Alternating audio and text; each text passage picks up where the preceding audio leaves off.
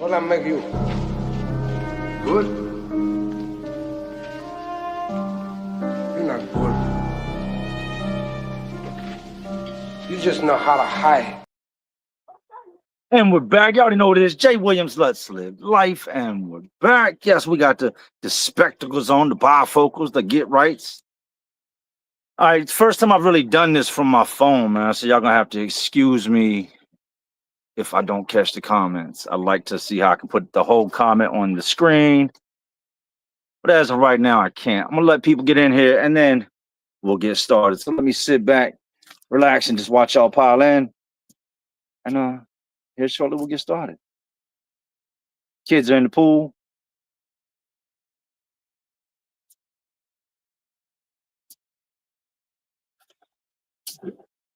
Got G Real in the house. Gabriel Larby, salute. Ty Awesome. Chris Fields. How do I put these comments where I can see the comments? Give me 1 second.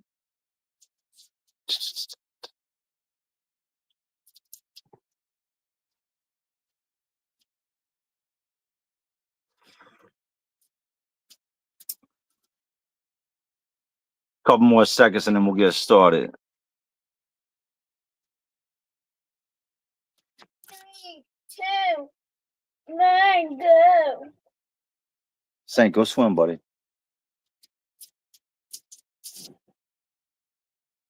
Now it might be a little noisy. I got kids out here, so I'm on daddy duty and live duty. Damn, we got 522 people in here. Quick. Y'all go ahead and hit that like button real quick. Let me see what them likes do. Let's see what them likes do. 522 people in here. Let me see what the likes do.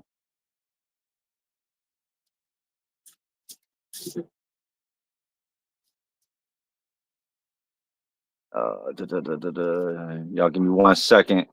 Be sure y'all can still hear me. I do a couple things I didn't do prior to the live. For common banners. My definition. There we go. All right, so y'all seen the thumbnail, right? Y'all seen the title. I quit. Now I don't like to say, I don't like the word quit. Quit insinuates giving up, stopping. And it's okay to quit at certain things. Getting high, drinking. Yes, quit. Quit anything that's bad for your life. But I gave up the construction. And when I say I gave it up, I wasn't working for myself. I had the option of working for myself. Let's be real with that. I've been doing it for a decade. I own and operated my company for 10 years. And in those 10 years, I had well over 50, 60 employees, right? This is live. This ain't no replay. Somebody says it's live or replay. It's live. And just the stress that comes with it. Money is good. It's not good when you start. Usually when you start a business, it's slow, and then you build it up, and over the years, it becomes good. The money was phenomenal, right? More than you can really dream of. But the stress that comes with being a business owner is a lot. It's a lot being a company owner. It's a lot being a company man. It never turns off. You go on vacation, you're still on the clock. Hold on. Pause.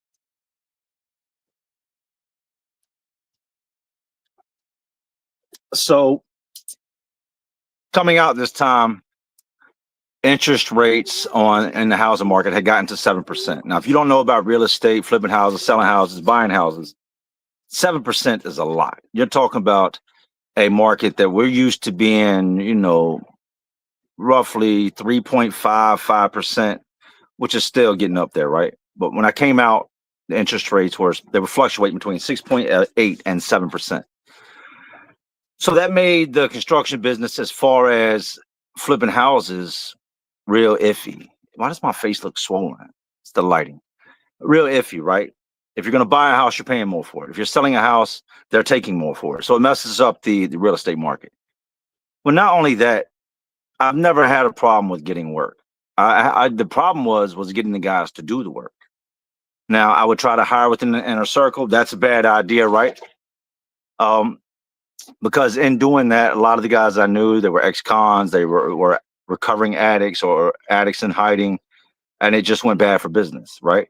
And hiring guys you don't know, you get the same thing where I'm from. Just it's the amount of people that are indulging in meth and things of that nature is just, everybody says they don't, and then you find out when it's too late that they do.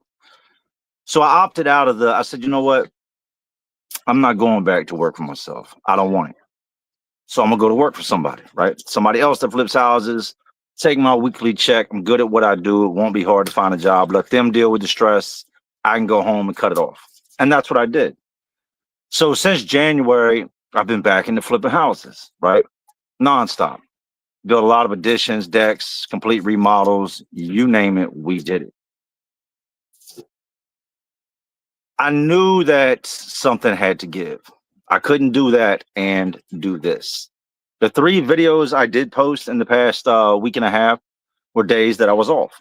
That work, got a little short, right? Oh, actually, I wouldn't say short.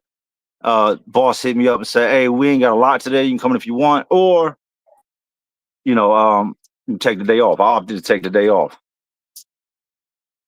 Chang, hey, big salute on that $50 donation, man. Thank you. That's awesome of you. So I dropped those 3 videos, and if you watched my last live, a lot of people don't watch the live, some do. I talked about how I just sometimes you have a passion for something, and then that passion somehow shifts and you just don't feel it no more.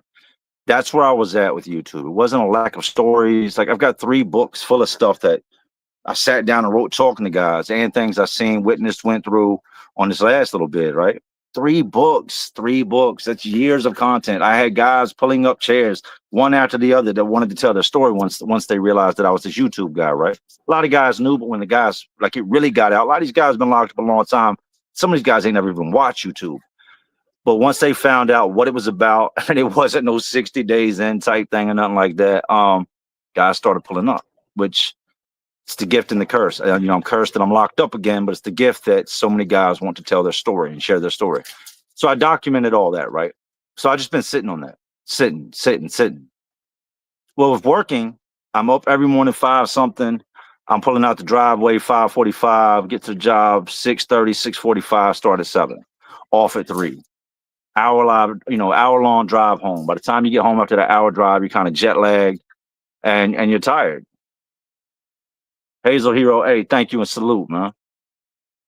So it doesn't leave a lot of time for recording. On top of the family, I got to get home. My kids want to see me. They miss me. Your wife missed me. You got to be attentive. So I've been telling myself that construction is what I need to stick to doing, right? I'll get to YouTube when I get to it. I hadn't looked at my numbers in a while. Wasn't looking at numbers. I'm not a big numbers watcher. I don't watch the money. I'm not that guy. But then I got to thinking about it. Construction is not going to ever go anywhere. It's not going to go anywhere. I'm never going to forget how to be a carpenter or electrician or plumber or framing. That stuff's it's always going to be there for me, right? Because that's what I do. It's what I've learned to do in life. This here is something different. This here is a blessing. This is a once in a lifetime opportunity, whether people realize it or not, to be able to be a social media influencer, right? And to help people, to reach people, to tell your story, to entertain, to just put it out there. It's a dream.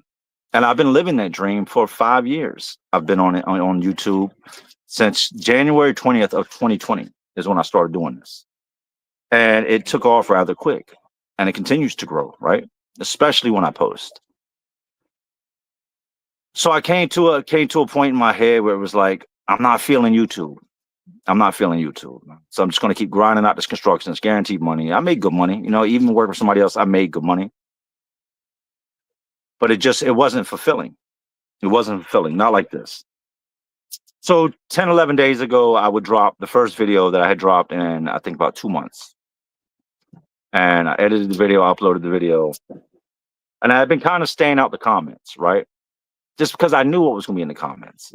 Jay, you need to post more, or, So I said, let me go to the comments. And then going through the comments, it did something. All the support, all the love, all the different people that had something to say. I I couldn't do nothing but smile when I was done. And my videos, it's like a 98.9 like ratio. It floats between 98.9 and 99.3, which are very high numbers for like versus dislike, right? So a couple days goes by. YouTube's been on my mind. I do another video. I was off that day. And I just loved it. I loved being behind the camera again. I missed it to the point that I had so much to say on the last 3 videos that I've done that all 3 of those videos prior to editing were about an hour and 45 minutes, borderline 2 hours. But you got to edit it down to get it to a watchable time. You know, like when a movie's made, that movie might be 3 hours long. Then it goes to editing and they get it to where it's a watchable amount of time to put in the theaters or on TV. We have to do the same thing with our YouTube videos. So in the videos being that long, it made me realize that I have a lot to say. I have a lot I want to say. And I love this. I enjoy it. So after doing the second video, a couple days rolls around and it was almost like it used to be. Like a clock went off in my head. Like that clock goes off in the morning. I get up and go at 5 o'clock in the morning, go to work. That clock on my head went off and said, hey, it's time to go to work. So come on, Saint, chill, man. If you can't chill, you're gonna have to go in. You see I'm recording. You go have fun. Go swim. Like grab the beach ball and do your thing. Get the football. So yeah, I did the third video and instantly my mind goes into when's my next video, right? So Friday, enough of that, right? That's where I'm at with YouTube. Friday rolls around. Now, I'm not going to say anything bad about the guy I worked for because there's not really anything bad to say. You know, I'm not that guy that's going to get on here and bash nobody. No, we're not doing that.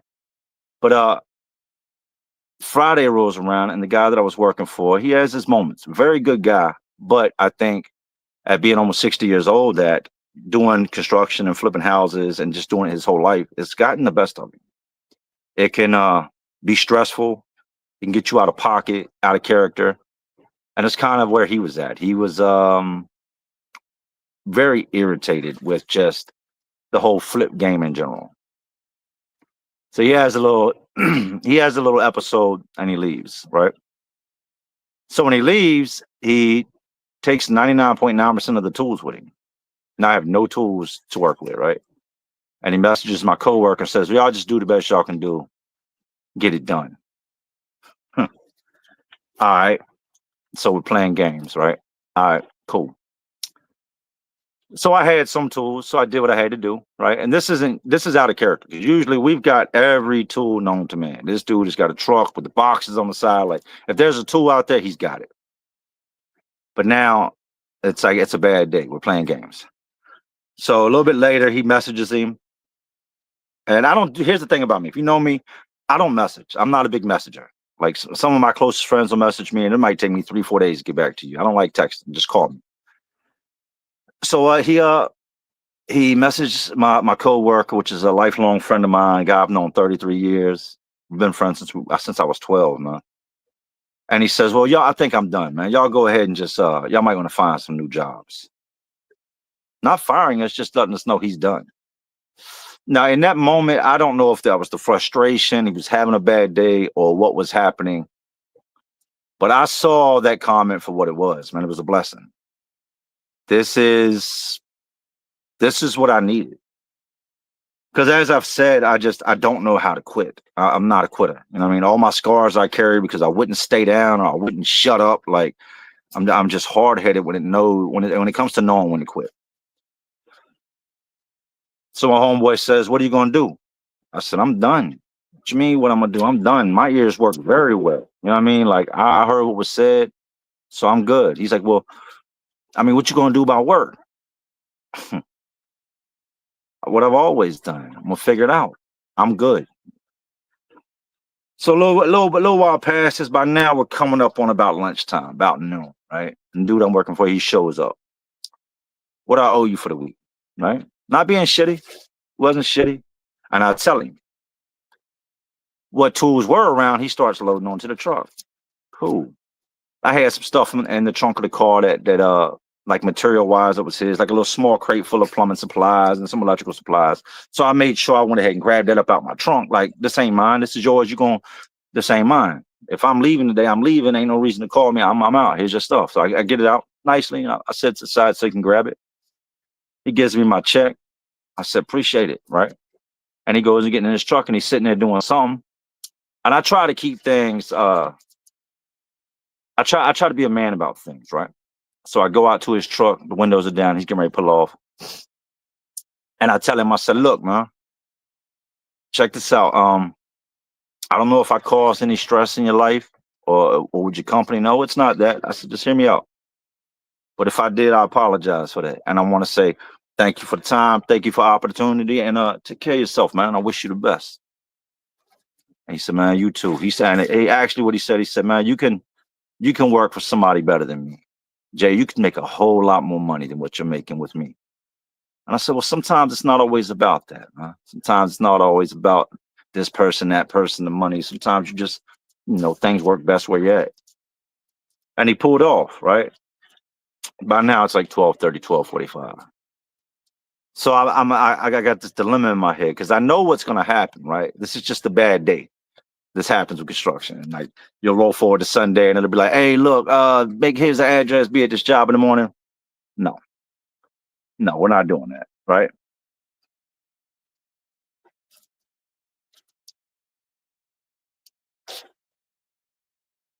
Hold on. I can't see none of my comments.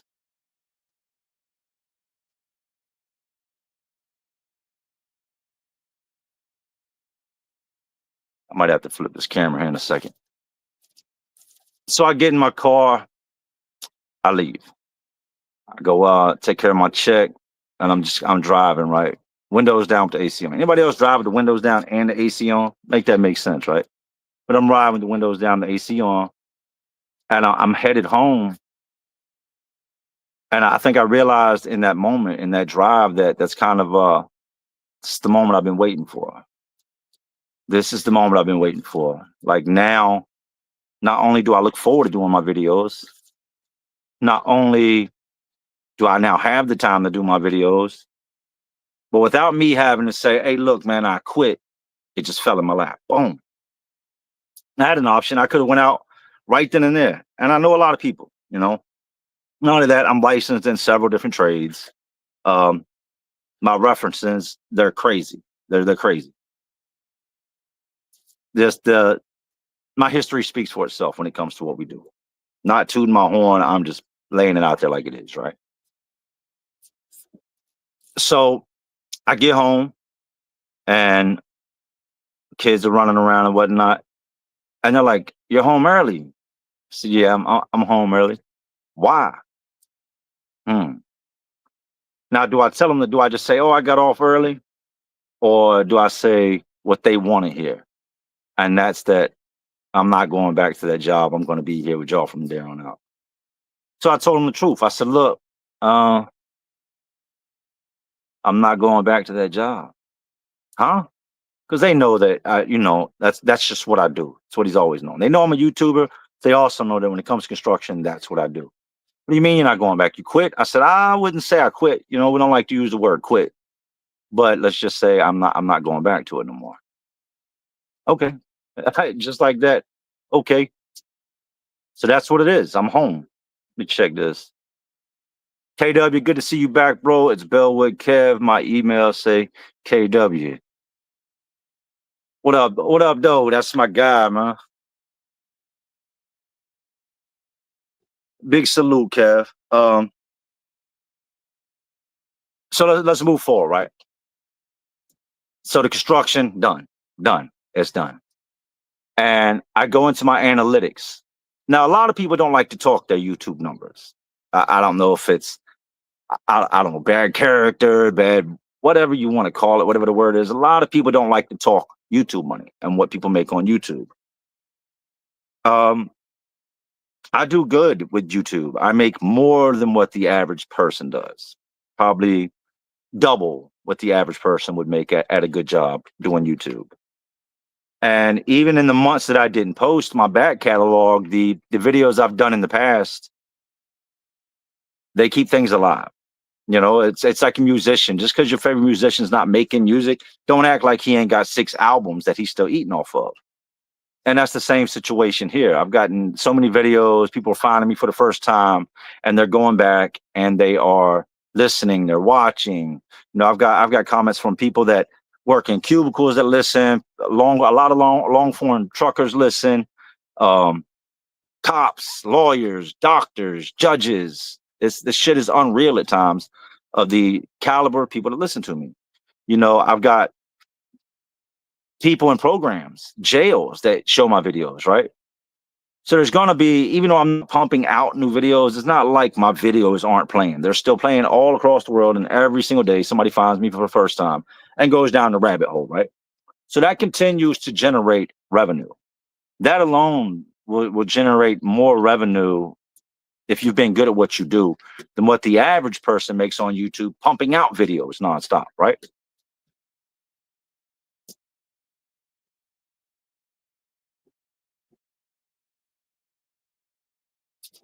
Trying to figure out how to pull my video. I should have went live from the laptop. I'm gonna end up having to flip this. Give me 1 second. Let me flip this so I can see the comments. We got to change the angle. Turn the camera off. Boom. All right. Still here, struggling with the tripod.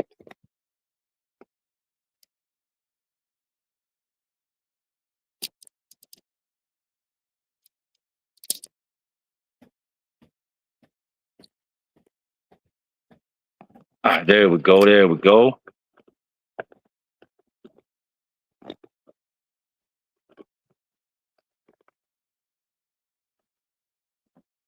Missed a little bit this way.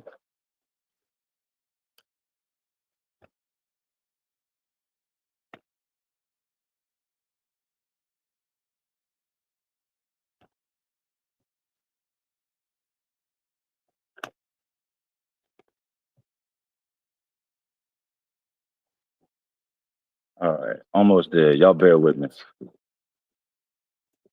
You all right, Saint? All right, buddy. I am still doing a video. You chill over there. Be good, so I don't have to repeat myself. Be good and be safe. I'll jump in with y'all when I get done. Have fun, buddy. You know you can. You know you can. You can. Why can't you go get a tell? All right, here we go. And I know y'all can hear me. Much better. I can see the comments now, right?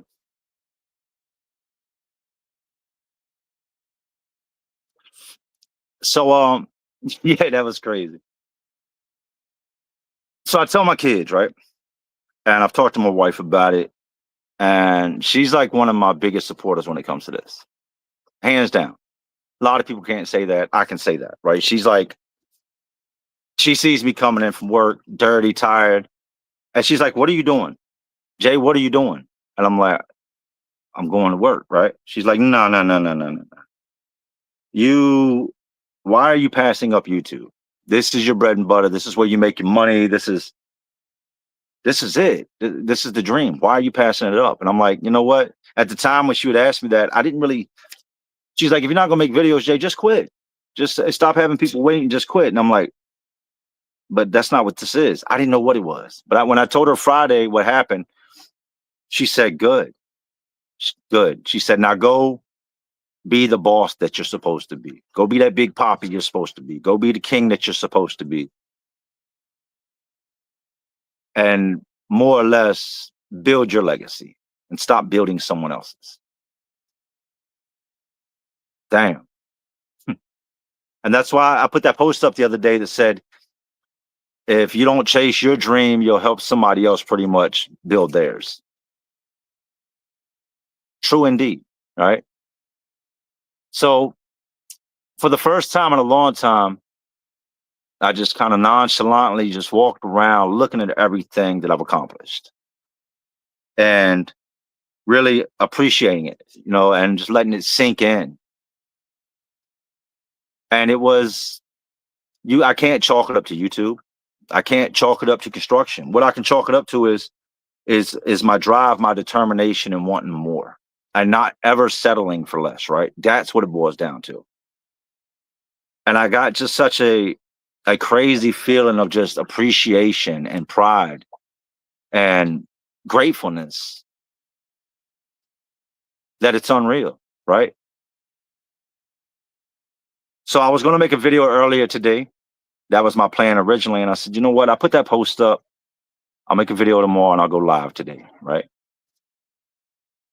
So that's where we're at. Construction's done. Videos are going to drop. I'm aiming for every 3 days. And if the 3 days gets too much, then we'll do it every 4. But every 3 days is what I'm looking to do. I'm looking to go live once a week and drop no less than 2 videos a week. And when the last time I would get on live, people were like, we need more videos, need more videos. I dropped 3 in the last 10 days. So the videos are back. The videos are back. They're going to stay back.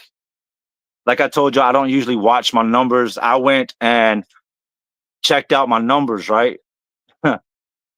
And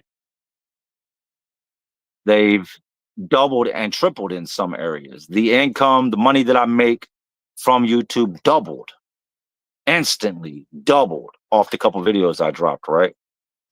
And this is what people need to understand. As a content creator, if you are a good content creator and not just a guy who creates content, but a guy that can say he's made a living off of doing this, a guy that can say he's seen, you know, large amounts of money off of doing this, then you live a pretty good life each month just off of doing this.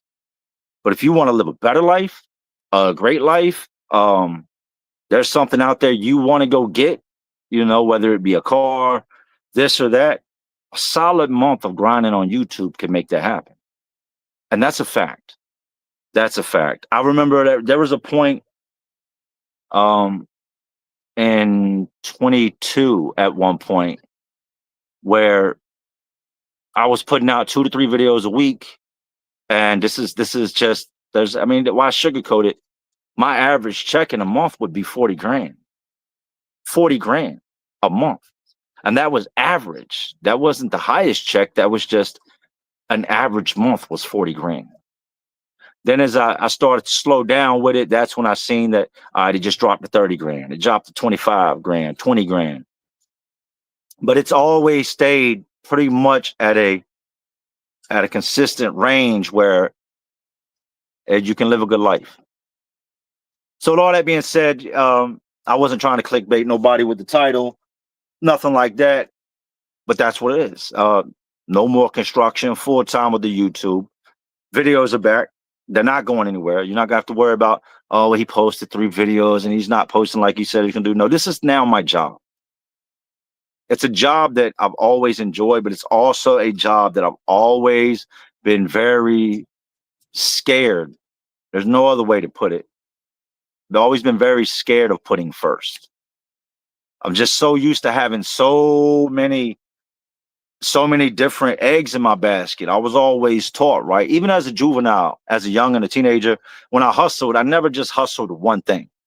Like if I was selling something, I tried to keep a variety of whatever it was I was hustling, right? Because I didn't want to miss out on any money that might come from me, right? And that's how I've been as an adult. I never wanted to just have one egg in my basket. I wanted money coming from here, coming from there, and be able to fall back on this. So I was always like, I can't just take YouTube and run with YouTube, because if I do that and something happens, I ain't got no way to make income. That's bullshit. If something was to ever happen with YouTube, I could go get a great money job starting at almost $30 an hour, if not more, tomorrow, just coming on at that amount. In Virginia, that's a great pay. But here's the thing. This is what I need to be doing. Let me take y'all for a little walk real quick. And it's not boasting. You know, I think people should be proud of the things they've accomplished. It's not boasting. Why would I be doing construction all day when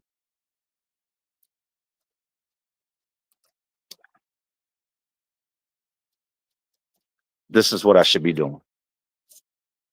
I got family members out here coming out, so I got to walk backwards.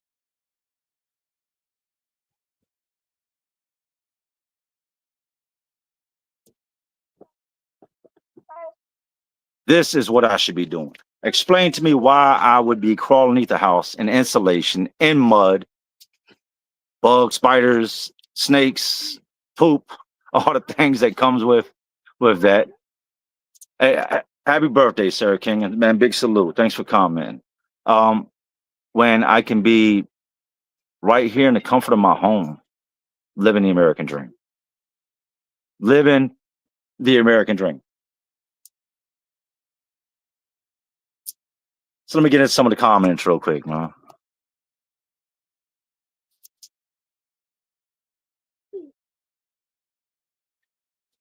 Fela Speak says, and we're back. Big facts, man. 100%, and we're back.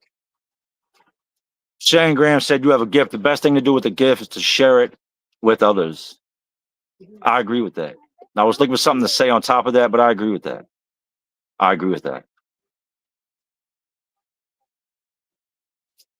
Sean the Greatest said, that's young man's work, on to better things. Absolutely. And look, don't get it twisted. Even though I've gotten up to 45, I still get out there and work my ass off. Ain't nothing old about me, my work ethics, the speed I work. Like, I crush when it comes to construction because there's not a whole lot of thought goes into what I'm doing because I've done it so much. It's robotic. You just do it, right?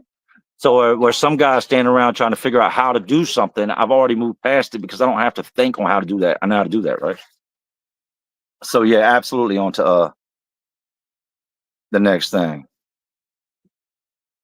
If I got any mods in here, y'all catch if the little trolls slide in, I won't address them. They don't take up no time in my life, but feel free to send them packing, man, so they'll go somewhere else and play.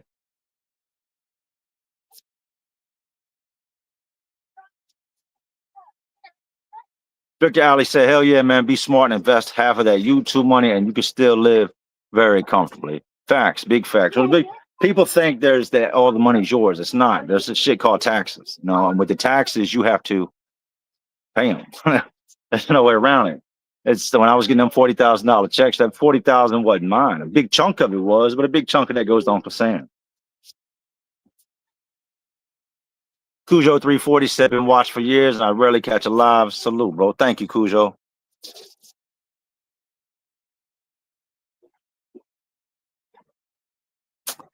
Pino in the house, man.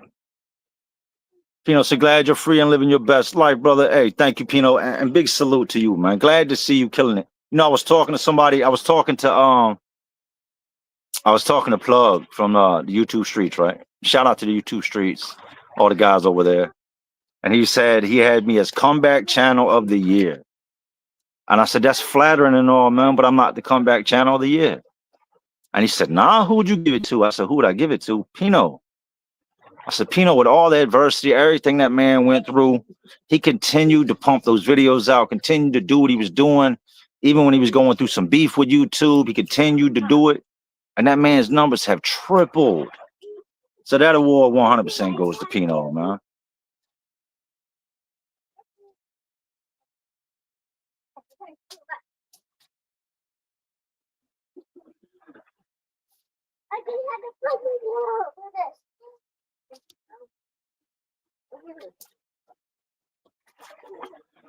All right. Scrolling back up.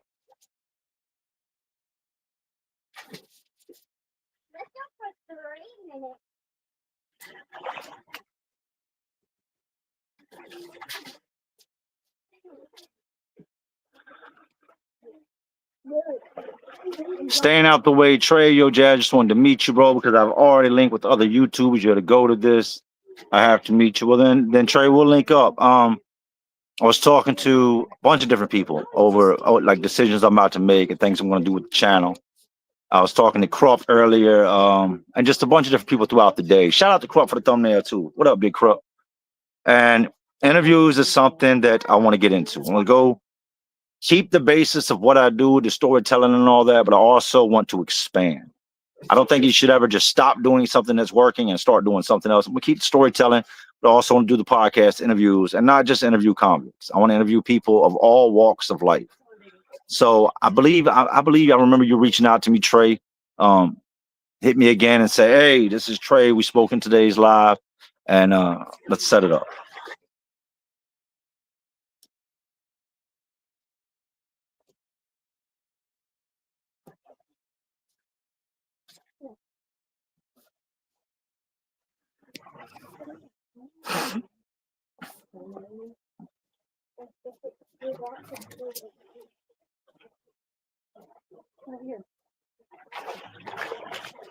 Psychotic News said you could do an entire podcast set up and the story stuff, maybe some soft white underbelly kind of stuff. Man, you got so much potential. Well, that's what I was thinking. I'm not looking to just interview dudes that have been locked up. Like crime survivors, people that have been through just crazy things, have a crazy story. You don't have to have ever done a day in jail. I know some dudes out here in the streets that, like, facts, that have never been arrested, that have never ever been arrested. Like, let me say that a third time, that have never been arrested, that have more crazy stories than people could ever imagine. Because these dudes have really survived out in the streets. They've thrived out here in the streets. They've made it happen out here in the streets, year after year after year. And these dudes got stories, you know. So it's not always you have to be locked up to have stories to tell. I think we all got a story to tell. I think we all have a lot of stories to tell. Just some of us tell them better than others. That's all.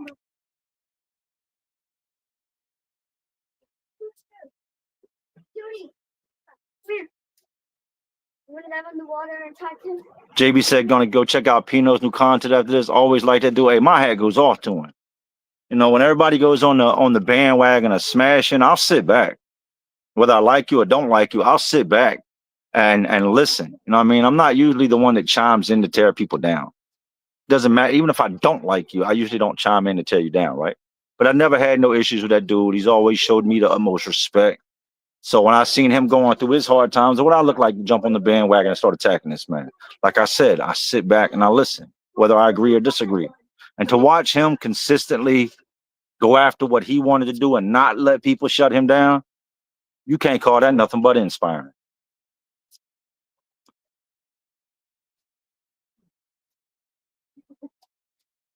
CC Space said, Amari's dad just signed for a 5-year. He's 2.5 years in, though. Advice on how to keep confident in our daughter when she cries for him and constantly talks about how much she misses him. That's all you can do is comfort her. I'm not going to say shy away from the situation because you don't want to teach your kids to just tuck things away when it makes them feel uncomfortable. But I will say that you do what you can, you know. I don't want you to just switch subjects, but try to do something with her in that moment that'll make her smile. You know, hug her, hold her, listen to her while she cries, and then tickle her. Pick her up and spin her around. You let her know, hey, we're gonna be okay. We're gonna be okay. You got me. He loves you. You love him. And you know, it might not seem like right now, but he's gonna be back, and everything's gonna be okay. That's all you can do.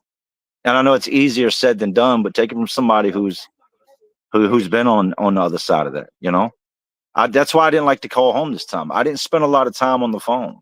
Because when I would call home, I would hear my son would do the video call with me and he would start crying. And I would tell him it's okay to cry, and he would pass the phone off to his mom. And I realized that my calls on the phones and the video visits were doing more damage than they were doing good. You know, when you want to see me or talk to me, let me know, and we can set it up. But that's a hard thing right there.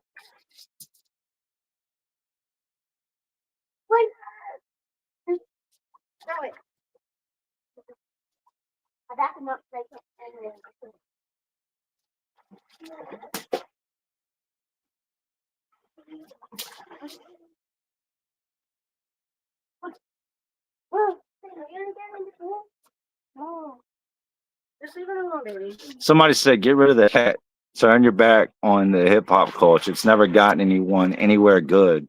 Family, health, God. I won't argue with the family, health, God part, but I don't pull hip hop culture into my life. I don't pull it into my videos like talking about. Maybe if you're just talking about the way I dress.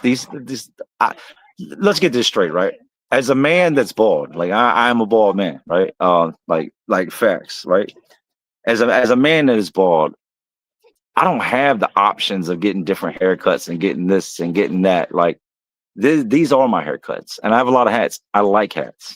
I will probably wear hats up and probably till the day I die. I enjoy my hats. I have a lot of different hats, hundreds and hundreds of hats, right?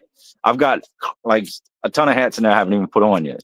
Hats I've had for a couple years that still have tags on them I haven't put on them. That's how many I collect. So I don't really see me turning the hats off. That's who I am. I don't wear these hats for YouTube. I mean, I know YouTube's used to seeing them. That's what they think, but I don't wear the hats for YouTube.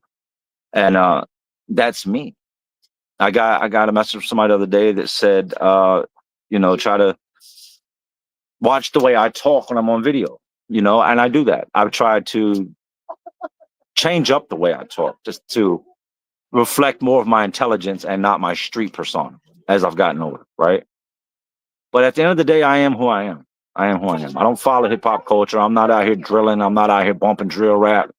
I listen to music that does something for me. I listen to a lot of Joyner Lucas. I like Joyner Lucas, man. Artists that actually I can relate to. Or I listen to stuff from back in the day. But I appreciate your comment. Hazel Hero, would you do anything with other content creators from VA? I think you and the dude from Lockdown 23 and 1 would be dope together. Yeah, shout out to Josh, man, from Lockdown 23 and 1, aka Death. I've done stuff with other content creators in Virginia. I've linked up with Josh. I went out a couple years back. It's on my Instagram on his. We met up when I was at the beach, and we'll just say that our time schedules at the moment didn't click. So it didn't happen that day, but it could happen. Josh is good people. And either way, I support him. That's what's up.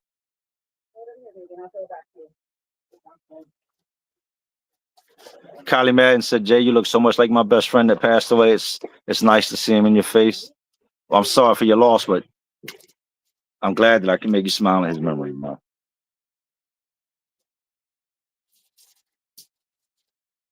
It's heavy, but it's wet, so all the sponge inside of it is soaked.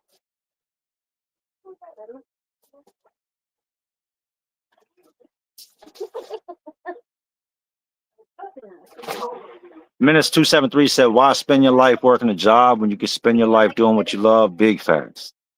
Big facts. HR Paper Stacks, my guy. What's up, Jay and the crew? Just wanted to check in real quick. Got a flag football game right now. Y'all be safe. Hey, you have fun with that flag football game, Paper Stacks, and thank you, man.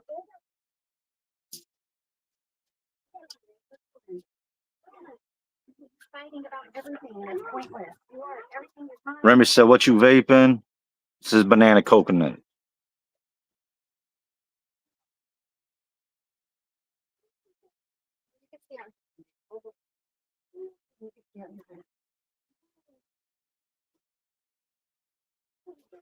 Chico Music said, why not do more than 2 videos per week now that you will have more time? Saying this because I wish there was a new one every day.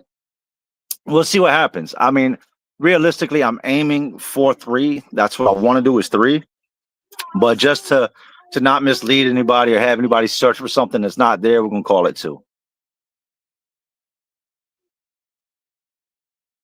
Bob said he wants you on a camo hat. White boy facts. Old Channel said, get a hair system. No. There's some things I think you should leave alone, right? Like some things are mandatory. Hair is not mandatory. If you lose your teeth, go get yourself some teeth. If your teeth are jacked up and you have the ways to or means to fix your teeth. But I was lucky. I got blessed with a head that doesn't, look like a rotten tomato or a macadamia nut or an almond. Like my head's good for being bald, so I'm gonna go with it. My head looked great with a fade on it too, but you're not about to be poking me with a million needles, transplanting hair, and no. Next thing you know, I got a patch of armpit hair growing on the side of my head. We're not doing that. We are not doing that.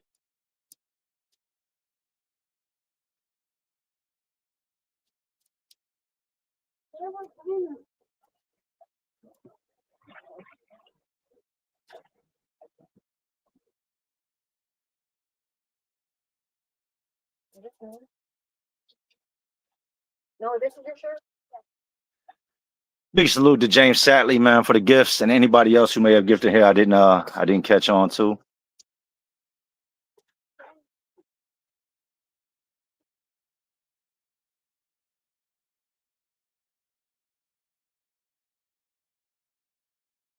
Vast Improvement Jam said, I never realized some heads can't be built for bald. Stop lying. You know damn well you done seen somebody because their head was bald, it looked like like they were the world's biggest genius. Now this part up here is way up here, and with hair they just got a big head, but with a bald head they got a big messed up lopsided head. Like not all heads can be bald. I've seen guys that got hair that have good hair, and that's one of my I hate when people do that. You see somebody's got a fresh line, right? Their hair's they just have the best thick full of head, and then they go shave it bald. Make that make sense. Make that make sense.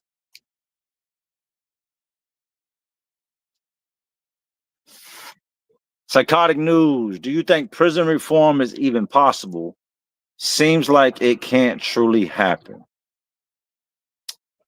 I think reform comes within. I think it comes from within, but I think that most people need either a very traumatic experience or some type of guidance to reach that reform. It's hard to be reformed in a place where self-preservation is your biggest concern.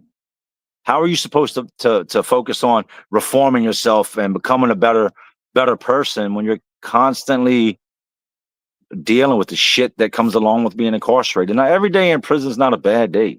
Every day, I mean, every day you're away from your family. Let me rephrase that. Every day that you're away from your family, the ones you love, is a bad day. But every day in prison isn't just stab them up, stab, fight, fight. It's not. A lot of them days are boring. A lot of them days are lonely. A lot of them days are hot. A lot of them days are cold. But even in those moments where you're not caught up in nothing, you're never really comfortable. You're never really just focused on bettering yourself. You can give it 80%, but you still got to keep 20% just focused on what's going around, or 50%, or whatever the percentage may be. Prisons can't reform people because prisons are so out of control. And that's nationwide. You got people, you don't got us coming here to be reformed. You got us coming here because this is a giant machine. The wheels of justice, they say, keep turning, right? But what they don't tell you is how much money they make off each U.S. prisoner. People say, my tax dollars pay for you. My tax dollars pay for you. My tax dollars pay for you. True indeed. Your tax dollars also pay for the potholes in the streets that ain't never been fixed, but they put the money there. You get where I'm going with this? It's hard to reform when chaos rules, violence rules. Where's the time for reform? This guy wants to do this. This guy wants to do this. These guys are doing this, and I'm over here practicing and focused on reform. Once they can figure out how to get prisons to run better, and I'm not saying it's more guards, more security, harsher. No, the harsher you make it, the rougher the inmates going to be on each other and the guards. I think it's they've cut back on so much stuff that if you don't, $20 ain't gonna get you nothing in prison. If you think you're gonna send somebody $20 and they're gonna eat off that, that's far fetched. The wages in the world have gone up, right? And this is for some of y'all that don't know this. And DOC, the way the pay works, it is here. It's 27 cents, 35 cents, 45 cents an hour. If you just start a job, say you sweep floors, you're making 27 cents an hour. And I think the max amount of hours you can get in a month, I want to say it's 30, might be 40 now. You've been doing that job a little bit, they'll boost you up to 35 cents. You get a top paying job in DOC, you're now making 45 cents. That's the prices they implemented back in the 60s and 70s, right? That's not prices, that's the pay they implemented back in the 60s and 70s, right? Everything has gone up. The price of food, the price of clothing, all these necessities you need. Shampoo, not an issue with me. Deodorant, everything that you need. A stick of deodorant is now like $5. I have the commissary sheet inside. We're going to go over the commissary sheet, and I want to do a comparison of what prison items cost in there compared to that same item and what it costs on the street. That is an upcoming video. With that being said, the prisons are paying guys 27 cents an hour to do a job that in the real world you would make 17, 25, $20 an hour making, right? Now you add that check up, 27 cents an hour, 27 before, it's $8.10 a week. That's $32.40 a month. Yeah, I'm good with math. $32.40 a month is what you made for working 160 hours while incarcerated. What are you going to get with that? Where's the reform? Are you going to be happy when you get your $32 check? No, you're going to be pissed off. So is reform possible? Yeah, it's possible, but I think it starts with the people that are overseeing the guys. Shout out to that comment.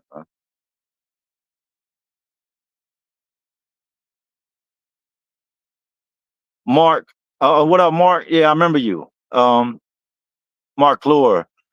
We spoke. We was out front. Me, you, Neil. Yeah, Roy's a good dude. He's a very good dude. And I can't say anything bad about it. Not at all. Not at all. But you know when it's time to go, it's time to go. And shout out to him, man. And shout out to you as well, Mark.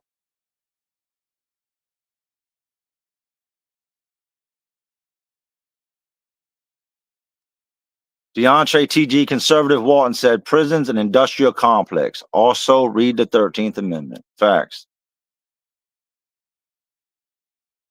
King Family Fun. From the Ailing family to yours. Hope all is well. Hey, thank you to the King family and thank y'all, man. I hope you're doing well and your family is thriving on this beautiful Sunday.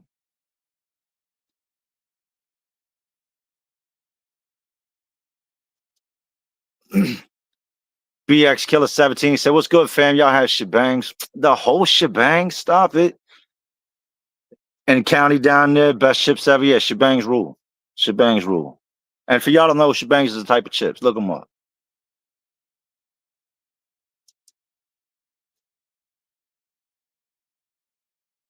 Special Bruce said, I've been watching for a few years now. I've watched several prison YouTubers. You are, in my opinion, the best. And I glorify them, but telling it as it is. Salute from England. Hey, thank you. And I appreciate that, Special Brew.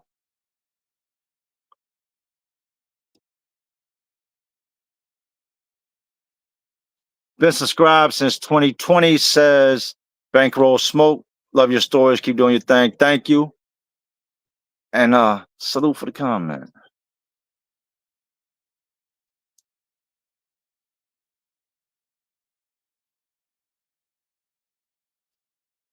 This comment right here, this part. Deborah says they really need to give people a way to learn with the go-to once they're out. Give the man an education, vocational training, college, whatever it is, include mental health. Then we see change. Well, here's the thing, right? Here's the thing. A lot of people, all right, let me back up. Prisons do offer a lot of things you just said.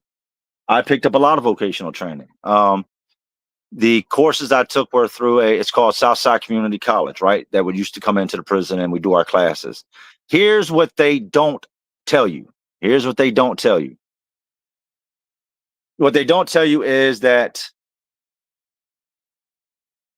let me back this off.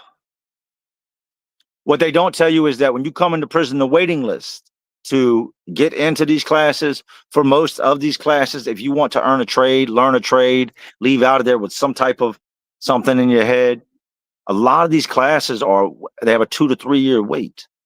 So unless you come in with a grip of time, and then it's usually 3 to 4 years to completely finish this class and get licensed in it, just like a college course, 4 years, right? So that means you have a 3 year wait to get into the class. With a 4 year class, you have to have a minimum of 7 years to walk out of here as a certified welder, as an electrician, a plumber, whatever it is you're looking to do. You've got to have a 7 year minimum, right? Well, you spent a year and a half in jail, so now you fell underneath the 7. By the time you get through the jail, you get through receiving, you get into prison, and you get onto the list, it's time to go home. So the classes and stuff like that out here anyway are primarily aimed at guys that are doing 10 years or better. The mental health crisis that's going on. You know how many guys I met locked up that within the first 5 seconds of looking at them, we didn't even have to conversate. Just looking at them, you know he shouldn't be incarcerated. Yes, crazy people do crazy things. Yes, they should be locked up. But when you're nuts in the head, it's probably not good to put that crazy dude around a whole bunch of killers. You get what I'm saying? He did something because he's crazy. This dude did something because he's just a killer. He just wanted to go pop something.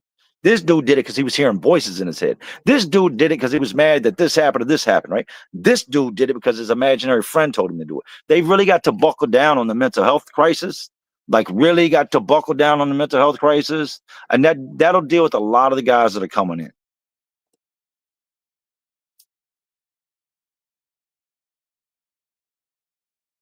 Jeff P, big facts. He said they gotta want to change. That's a fact. That's a, you know what? That's a fact. I can't argue that. I can't argue that. For the longest time, I didn't think I was the problem. I thought getting caught was the problem. Like I didn't see a problem with the way I lived. And then as I start to get older and I start to like different things, like my taste in things changes, my wants change, I started to see the problem. As I started to grow old, incarcerated, the people I love dying out there, and I can't tend to say goodbye. The people I love struggling out there, and I'm not there to be able to stop by and give a hand. That really started to change me. Them four walls started to change me. Not having a woman's touch started to change me. That stinking ass dude laying on the top bunk farting that I'm arguing with, man, you better take your ass over by the door and fart. Don't fart on top of me again. The fighting, the arguing, the bickering, the seeing guys get attacked, and all the things I've talked about. I got really fed up with that. I got really, really, really fed up. You know, I took my photos one time, and we used to take a picture in front of the same spot. It was the same painting in the visitation room. A lot of visitation rooms either have a blank wall or you have a mural painter, right? Well, we had a mural painter, and I was at this one place for almost 8 years. My son, my oldest son, shout out to him, much love, man, I love you. He would come see me here and there. And I remember being able to take his pictures, and almost like one of those little flip books where you flip it and animates. I could flip through my child's pictures and watch him grow up. And at first I was just focused on looking at him, right? And watching him go from being little to getting taller.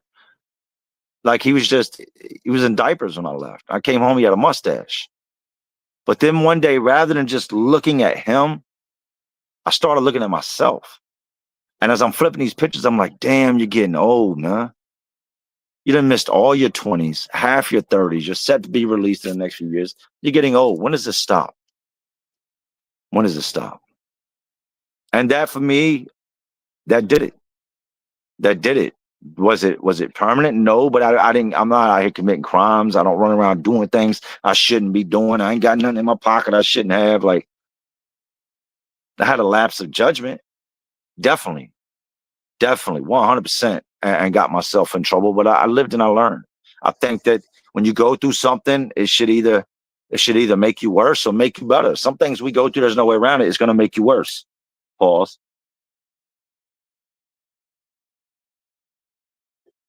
But if whatever you went through affected you in such a negative way, then you need to learn from it and make sure that whatever it was that hurt you or that was traumatic for you doesn't happen again if you can control it.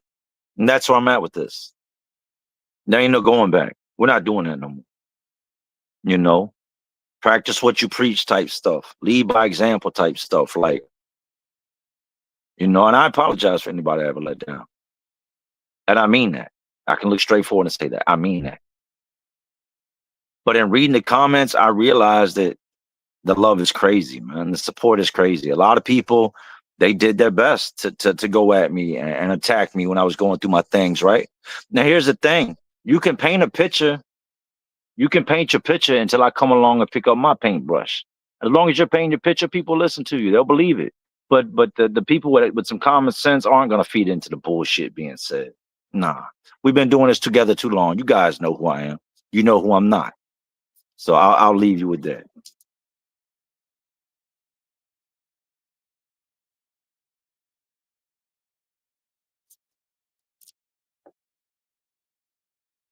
The one, Lofty 2, Jay, you've inspired me to create my YouTube channels. I'm the one who suggested the wipes for the eye infection a while back. Be well. Hey, well, salute the one, Lofty 2.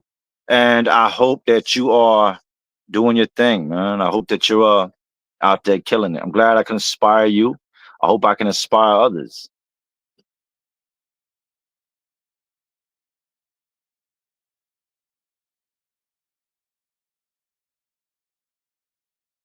Sarah New said a lesson or a blessing. You know, that's a great t-shirt, man. A lesson or a blessing. Absolutely. Sometimes things happen and those are blessings. And then other times things happen and it's out of our control. And you know what? Let that be a lesson that turns into a blessing. I agree. Lake said, I truly appreciate you sharing your story and your strength. No, I appreciate you watching. Without y'all, who would I be talking to? Josh Bender said, You inspired me to go back to jail. Well, then we're doing this all. I know you're joking, but we're doing this all wrong, man.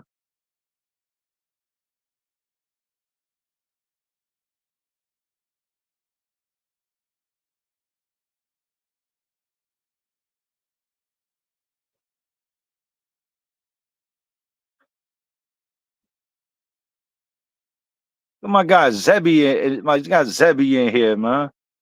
Zebby said, at Jay Williams, let's live life. Coastaholic sent $5 dono asking in prison if you always pay a debt on time. For some reason you can't pay on time. Do people give you time or is it an automatic beat down? Well, first off, big salute to my guy Zebby, man. What's up with you, Zebby? Um, it depends on you. That's what it depends on. It really depends on you. If you borrow something and the first time you go to pay it back, you ain't got the money, that could very well be a problem. But if you're a guy that's been in there a while and people generally know who you are, know that you ain't got no dope fiend larceny with you, that you ain't known for running games on guys, they're gonna let it slide. Because anytime somebody puts hands on you behind a debt, they stand a chance of going to the hole and losing all the other money they got going on in here. And there's things they got in that cell that they got hidden, things they got bammed that ain't gonna be able to go to the hole with them. These guards are gonna come in with a piece of paper and they're gonna go down a list and say, hey, this TV ain't on your property slip, confiscated. This fan don't belong to you, confiscated. These jeans don't belong to you, confiscated. Where'd you get these Timbs at? Confiscated. So, and you beating somebody up over a $5 debt, and don't get it twisted. It happens daily, probably hourly.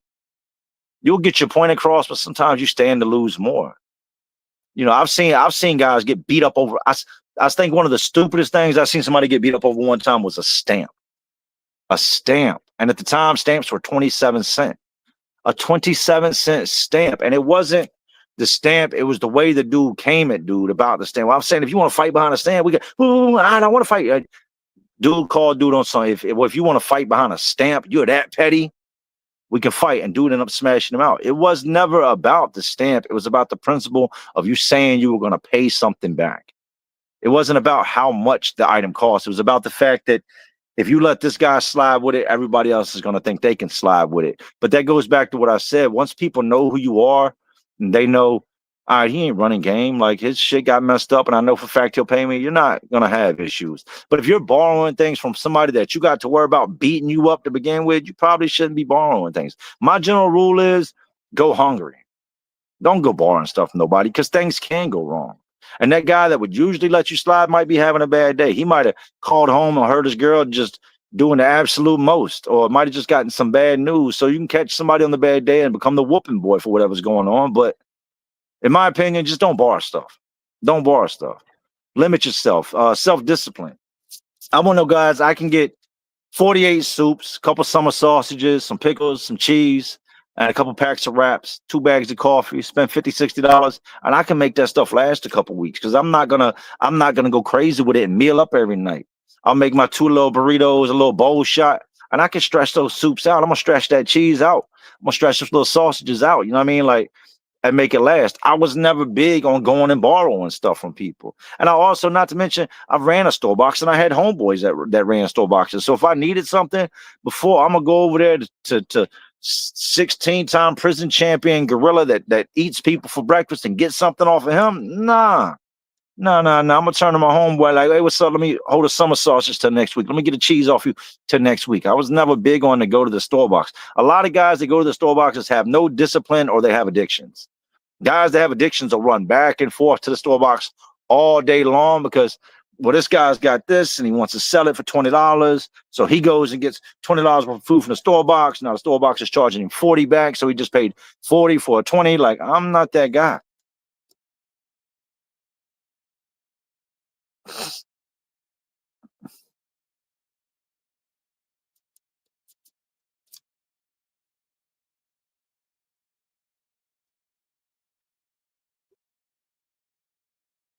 Lil Clowner said, what's your thoughts on the homies calling you a wannabe cholo? Orderly. Never heard that one before, man. I just want to be Jay. I just want to be Jay.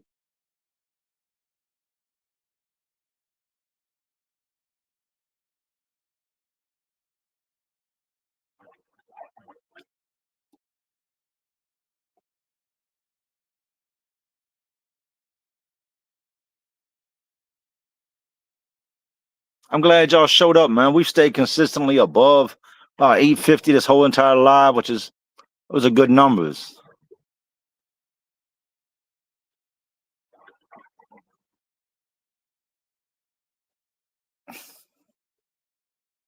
Yes. Has anyone ever died of heat in the summer? Says what's believed forever good. Yes. I've done a couple different stories on that. Greensville was notorious for people losing their lives, especially because of the heat. I remember there was an older dude one time, been down a long ass time that was up on the top tier. And when you go to commissary, some places bring the commissary to you, right? Up there, you go out your building, you go across what we call the boulevard, and you go into another building. As soon as you go through, there's a metal detector, and there's a little room to the right, like a metal door stays open.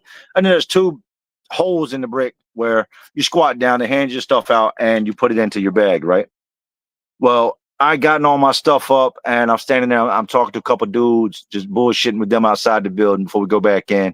These buildings over there, they have AC. The school buildings, administrative buildings, they have AC. So you stand in that hallway, that little cool air is hitting you. It feels good. As soon as you walk back out there, it's hot, right?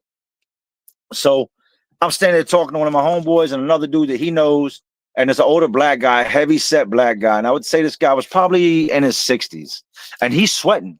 He's sweating standing at the commissary window because we've been in our cells for days now. Locked down. We're just coming off a lockdown. We were the first ones to get called for commissary. 15 on, if you've been locked up, 15 stand by for commissary. So dudes start scattering and getting their bags, right? Getting a commissary bag, getting their IDs ready. Boom, get to the front so you can slide out with the first group of guys. Well, we've been in them cells for days and it's hot. And I'm you can only imagine if you're an older gentleman and you're, pushing 300 pounds, it's probably a lot hotter for you than it is for me, right? And at the time, I want to say I was probably like 28, 29 years old. So I see this dude. Now, he doesn't eat right. He doesn't, he should be drinking water, but he's got an entire commissary bag full of sodas. And we're talking like somewhere between 48 to 72 sodas, right? Then he's got another commissary bag that's about 4 foot long, one of the old school commissary bags. And he slings this one over his shoulder and he slings this other one over his shoulder, right? And he's struggling to tote these two bags. So I tell him, I'm standing talking to my dudes. I see him. He walks by. I say, hey, man, let me help you with your bags real quick. Now, he should have known better than to think that I'm going to ask for something. I don't ask nobody in here for nothing, right? But I guess here's what dudes will do. Let me help you with that real quick. And then when you get to the cell, hey, you good? Hey, let me get a soup and a chip and a soda off you real quick for helping you tote your stuff. Everything comes with a price is what they say. But I offered to help him tote his stuff, and he was like, no, I'm good. I said, man, I don't want nothing off you. Let me help you tote them heavy-ass sodas. I got you. No, I'm good. All right. He goes on in the building. Now he's got to walk up these. Why they put him on the top tier? I think the bigger guys and the older guys should automatically have dibs on the bottom tier. That's my opinion. I think if you're an older gentleman, you got bad back, bad knees, they shouldn't have you walking up and down the stairs, right? But he goes on up the stairs. And like I said, if he wasn't 300, he wasn't close from it. And I'm down below him in my cell. 1, 2, 3, 4 cells over below him. So he's up like this and I'm like this, right? My cells are in and he's up top. And I hear a little bit of commotion, and I see a cellie standing on the day room, and he's looking up into the cell, and the cell door is wide open. He runs up there, and he comes running out, telling the people, "Hey, y'all need to get the people over here, get some medical." This dude made it all the way to the cell, got into the cell, put the sodas down, and fell over dead in the middle of the cell, right on top of the sodas. All these cans, hard ass metal cans, tin cans, and when it came back, he died from heat exhaustion. I seen another dude, a dude that was a monster on the basketball court. And this dude was, you got black dudes and then you got really, really black dudes. Like you got just the average black dude. And then you got like midnight, no stars out, asphalt, Coca-Cola, coffee, no sugar, no cream type black. And that's not a racist comment. That's an explanation of how black this dude was, right? Like if he was naked, he could run, fall down on the blacktop and disappear type black. Well, this dude was a monster. I mean, like a monster on the basketball court. And he would just run nonstop up and down the court all day long, up and down the court, right? Well, it's middle of summer. I want to say it's 2007. It was either 7. I think it was 2000. No, I did 2007. No, it was 2008. And everybody's outside and they're betting money on the basketball game. And so we're sitting on the sidelines and everybody's got their little bets on who's going to win. We got this building playing dudes from our building. And this dude's in our building. He's upstairs, right? Tell me why this dude is running. They boof to him. He dunks on him. Ball goes back down the court. He steals the ball. He's running. He gets right past like where half court is and starts to slow down a little bit and just falls. Boom! Face first onto the pavement. Now, we had just come from inside. Inside our building, like, it's easily, I remember seeing the thing on the wall that shows you the temperature. And I remember it being like 101 outside, and seeing that thing that goes to the thermostat, goes to the thermostat, thermometer, whatever you want to. It's definitely not a thermostat. That goes in a car. The thermometer thing on the wall, it goes, I think the highest it will go was like 110. I remember seeing the needle pass the 110. And we're laid up in the cell, stuck in these buildings with the stagnant air. He goes from being in this building to where you already can't breathe and you're already as hot as you could possibly be, to going out and running full court basketball and just completely falling and dying right down the court. So yeah, it happens.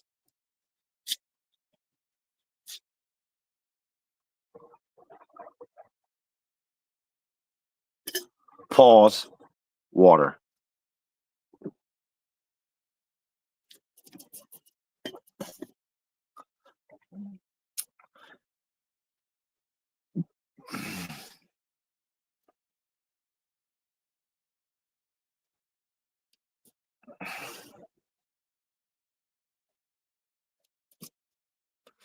Carl McGowan said, Jay, what does a pack of cigarettes cost? In prison, you're not buying packs no more. They stopped smoking. They put a memo up. They took smoking out of DOC in 2010 here, right? And it was a very, very bad time to be incarcerated when they decided to take cigarettes out. But most guys weren't. A pack of cigarettes in DOC, if you were buying it from commissary, was going for the same price as it was on the streets. Actually, probably a little bit cheaper because they weren't getting hit with all the taxes, right? But most guys rolled their own cigarettes. They were getting pounded tobacco, midnight special, tops, 4 aces, things of that nature. They had regular and then they had menthol. They had Black and Milds, Newports, Marlboro Reds, all these things, right? But they took them out. So now you're not, unless you're like on a chain gang or a road crew, somewhere where the guys are going out and about every single day and coming back in from society, you're not seeing packs of cigarettes like that. So I couldn't tell you how much they go, but I can tell you that it's not going to be cheap. If it makes it into like a GP prison, level 3 or higher, oh, you're going to spin a grip on it. They're not going to want to sell the pack because at the least they're going to sell it $20 a cigarette. Jonas Duke said, Jay, what's your thoughts on the deportations? I look at it like this, right? I know everybody's got their own opinion, and I'm not one to debate or argue people on what they believe because I believe that everybody has the right to their opinion. I think that if you bring nothing to the table, that if you are a straight criminal, then you voided the right to be here in any aspect. You know, I don't think that they should be taking guys that have been here 10, 15, 20 years, that have worked, busted their ass, started a family. I think that if you can prove that in your time here, you've done what you should do, I'm not saying that should give you a pass to just do whatever you want to do and be here, but I definitely think y'all should look towards probably emptying the jails and the prisons of all the guys that have been convicted of crimes here and send them back and let their country fund their incarceration. And you know, if you're somebody that is in and out for crazy crimes, get them out of here. But if you're just here living a life, I think I spoke about this in my last live or the one before that. If you're just here trying to make a better way for you and your family, I get it. To all the people that say, well, and yes, there's an imaginary line that we've drawn that separates us from this country. And it's not just Mexico. It's a lot of different places. People think they're just targeting, you know, Spanish people. And that's not true. I mean, in a sense, that's what the news is showing, but I think they're being stereotyped. That's the best way to put it. I think the Spanish guys are being stereotyped and messed with, but they're looking for anybody that's not a U.S. citizen, and the Spanish guys are getting the blunt of it. But my point of view and my point, what I'm saying is, I think that if you're here causing trouble, get them gone. If you're here and you're doing what's right, I don't have a problem with it. If you put your work boots on like the next man, or you know, support your family just like the next man, and there's nothing crazy involved in the background, you're good with me.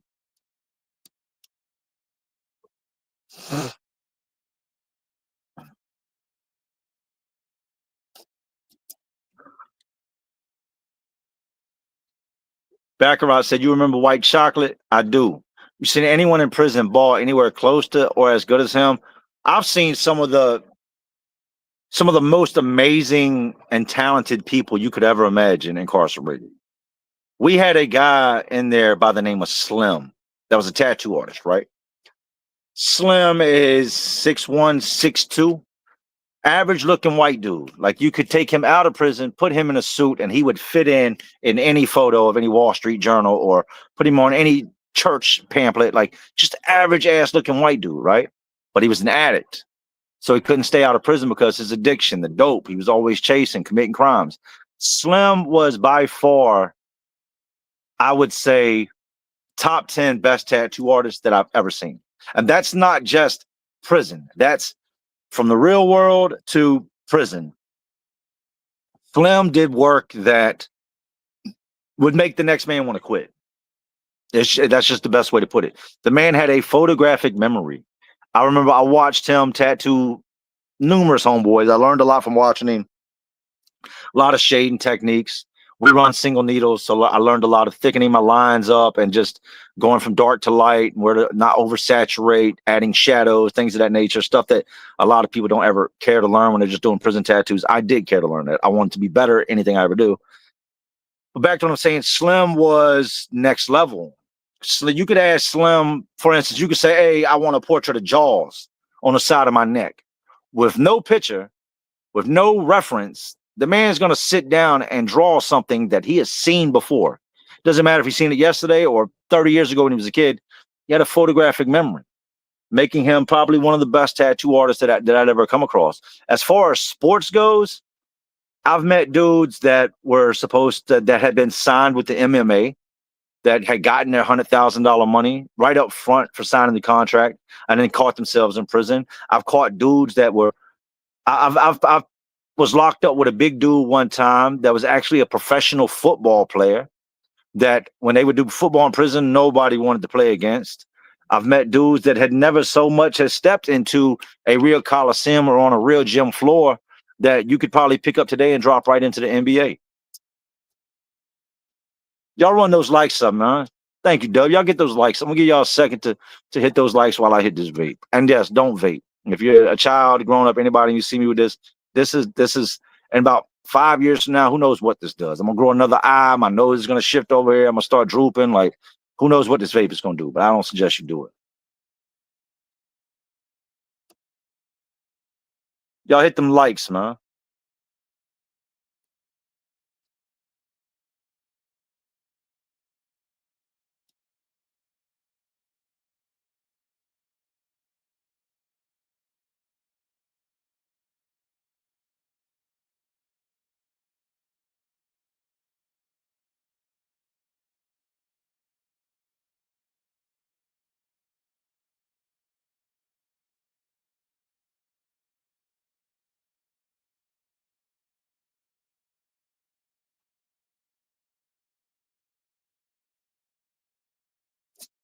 Waiting on them likes to go up. Run them likes up.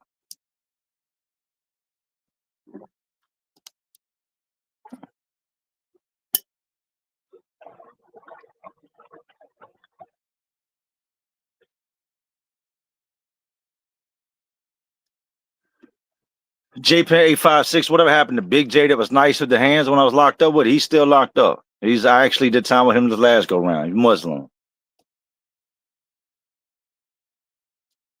Canary Valley said you got to live by example, big bro. Absolutely, 100%. Now I agree with that comment. There's no arguing there. You got to, if you're gonna preach something, you gotta stand by it. I know this is bad. That's why as I do this, I tell you this is bad.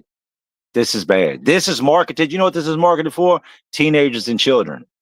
That's 100% a fact. These are marketed for teenagers and children. Why do you think they make these bright ass colors and these little LED screens that light up with different graphics on it? Don't no grown man care about having flames and smoke on the side of a vape, or if this bitch is yellow or dirt brown. But that's how you buy them. But they're not marketed towards us. They're marketed towards the teens.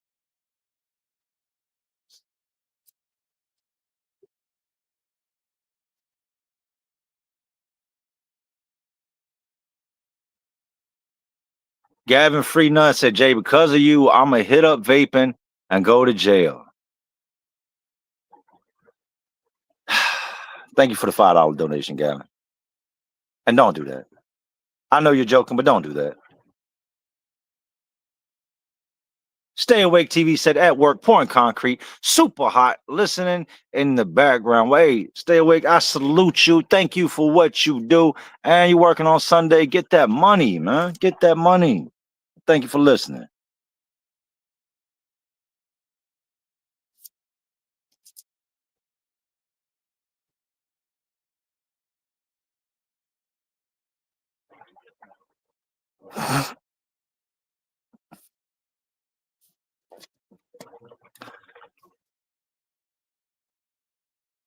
Scrolling the comments.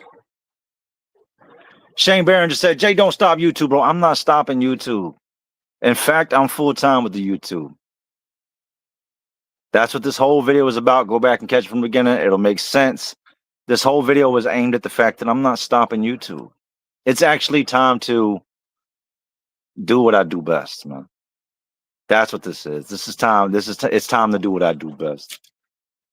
Not just chase your dreams, but live your dreams. And I have the ability to do both. To live my dreams while I'm chasing it. To do something that no amount of schooling can give you, no amount of any of that can prepare you for. You can go to school all you want to be a social media creator. Is that a thing? Can you go to school for being a content creator? I don't know. But nothing can give you what it takes to actually be successful at this. The thick skin, the camera presence, the ability to just do what it do. So what am I gonna do? I'm gonna do what I do, man.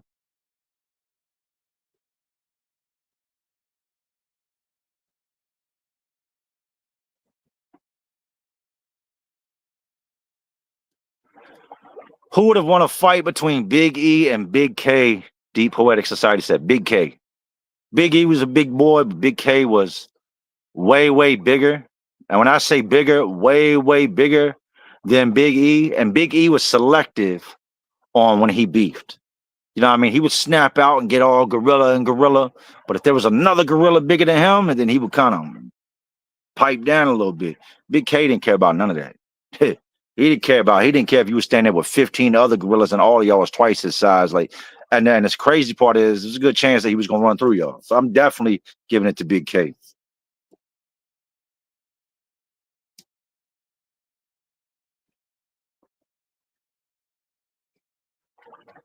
This is Kicking It With Chaos said Geek Bar. I do the Geek Bars. This is Raz though. I've been doing the pulses lately. Fernando Gomez, how's your friend Bubba doing? He's doing. I haven't seen him or talked to him. I don't want to put his business out there, but I hope he's doing great, man. Have I talked to Billy Red yet? No. I did get good news, though. The other day, I talked to Jacob Aquino. And it'd been a little minute since he had called. He's transferred, went through a bunch of different prisons. He went back to Greensville, and he told me, he said, Jay, he said, you know I ain't no punk. He said, you know I ain't no punk. He said, you know, I don't much scare me, man. He said, but Greensville is so turned up right now. He said, I want to go on the yard, and he's on some getting home. He is on his reform kick. No trouble, not looking for no trouble, not going to run into no trouble. He's looking to trouble duck all day long. He said, Jay, Greensville is now so turned up. I went to go on the yard. I took one look around and went back in the building and said, I'm good. I don't need none of that. But he got good news. Some laws were implemented. And if you're not familiar with Jacob Aquino is one of my best friends. We've known each other since we were teenagers. We were in the detention home together. We played high school football together. And shortly after the whole high school football thing, he disappeared. And we kind of fell into different friend groups. I didn't know what happened to him. And so we fast forward. I guess the last time I talked to him, I was about 17. He would end up getting locked up 2 years later at 19, right? We fast forward to where I'm 29, 28, 29. So it's been about 10 years since I've seen him. And he walks in my cell one day. I look at him. He looks at me. Now, we've both grown. We're both grown men. We look very different than what we did when we were younger. And after about 5-10 seconds, he looks at me and he smiles. He said, what's up, man? It's me, Jacob. And I said, what's up, dog? So we start kicking it and we become even better friends. Well, I found out real quick that when he disappeared, he had gotten 36 years. And he got 36 years on the strength of a robbery his brother committed. And since day one, he has proclaimed his innocence. His brother, even was in court the day he was sentenced, they asked the jury, they asked the victims, is it possible that you were robbed by the brother? Now, the brothers kept quiet the whole time, and his brother Jacob's waiting on him to like speak up and say, look, man, my brother didn't do it. I did. It's the right thing to do. But he didn't. And they said, yeah, it's possible that the other brother is the one that robbed us, because we do remember the guy being a little bit taller. Yeah, it could have been that guy right there. And they still convicted Jacob on 3 counts of armed robbery, 3 counts of possession of firearm and commission of a felony. And when it was all said and done, he got 36 years. So he has been locked up since 1999, September, I believe, of 99. He fell right after they abolished parole in Virginia. Well, I spoke to him on Tuesday, and he has 100%. I think that if Jacob was to come home today, he would be fine. He's got he met a girl named Angie through my YouTube channel. She's been rocking with him for years. Shout out to you, Angie, and thank you for what you do to him, for being a real one. I think that if he came home today, he would be okay, right? But he tells me, he said, Jay, I gave these people 4 years back. Giving back means you gave them some time back. It's time you ain't got to do. I said, so I'm thinking he comes home 2032. I said, when you come home, he said, Jay, I get out in 28, man. And that put the biggest smile on my face, that after 29 years, he'll be coming home. He's currently at a place where you got to have 3 years or less to even be there. I think he's now at Indian Creek, right? And I'm excited for him, man. And I told him, I said, I can't wait for you to get out, man. I'm gonna treat you. I'm gonna show you some fun, man. Make sure you're straight, put you on your feet. Just go make your people proud. He's lost his mama since he's been locked up. First, he lost his dad. Now, I was cellmates with him when he lost his dad. His dad was outside cleaning. You want to hear something crazy? His dad was outside doing something with some gutters, was on a 6-foot ladder, stepped a little too high, fell off and broke his neck. Just like that, dad was gone. His mom had been having health issues for years. And just like that, his mom was gone. So he lost his mom and his dad during his time incarcerated. He had a daughter that was just a tiny little girl. I used to see her in the visitation room come in. And I ran into that same daughter not long ago in the mall. And this is a whole entire grown woman walking with her husband, pushing kids in a stroller. So he's missed out on a lot. He went in at 19 years old, 1999 to 29. Yeah, and will be coming out now at 48, 49 years old.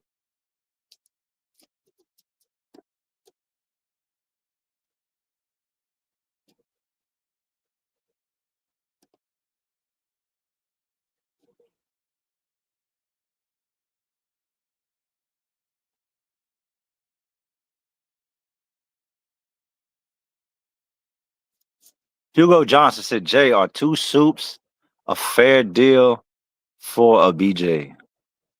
If you'll do it for 2 soups, you'll do it for free.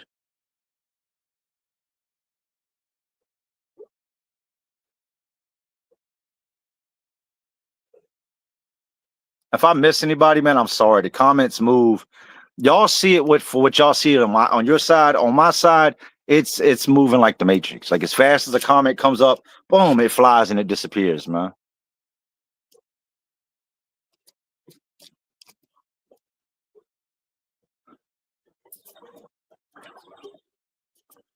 Flavors by Design said, you still got Big Max, your bully?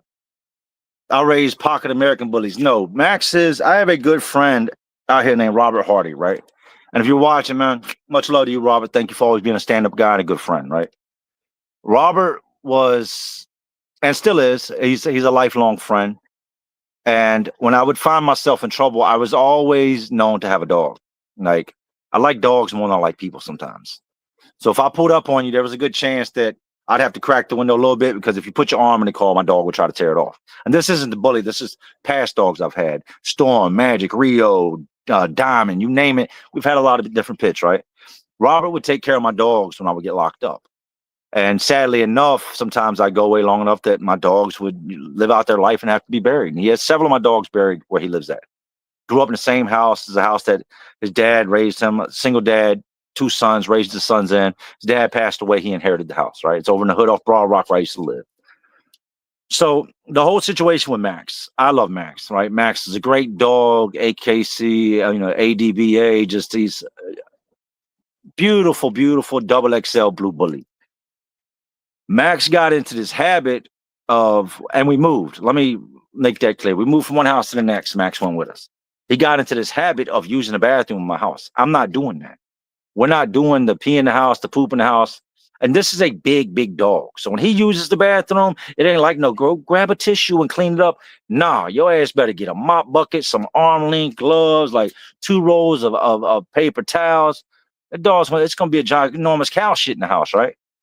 So I was trying to figure out, how can I break him, man? How can I'm not one of those people that's going to stick him out back on a chain. Before I put a dog on a chain and just stick him in the corner of the yard to just live out his days, I'll find him somebody to take care of him and have a good life. So that was never an option. So he's using the bathroom in the house. I'm going behind him.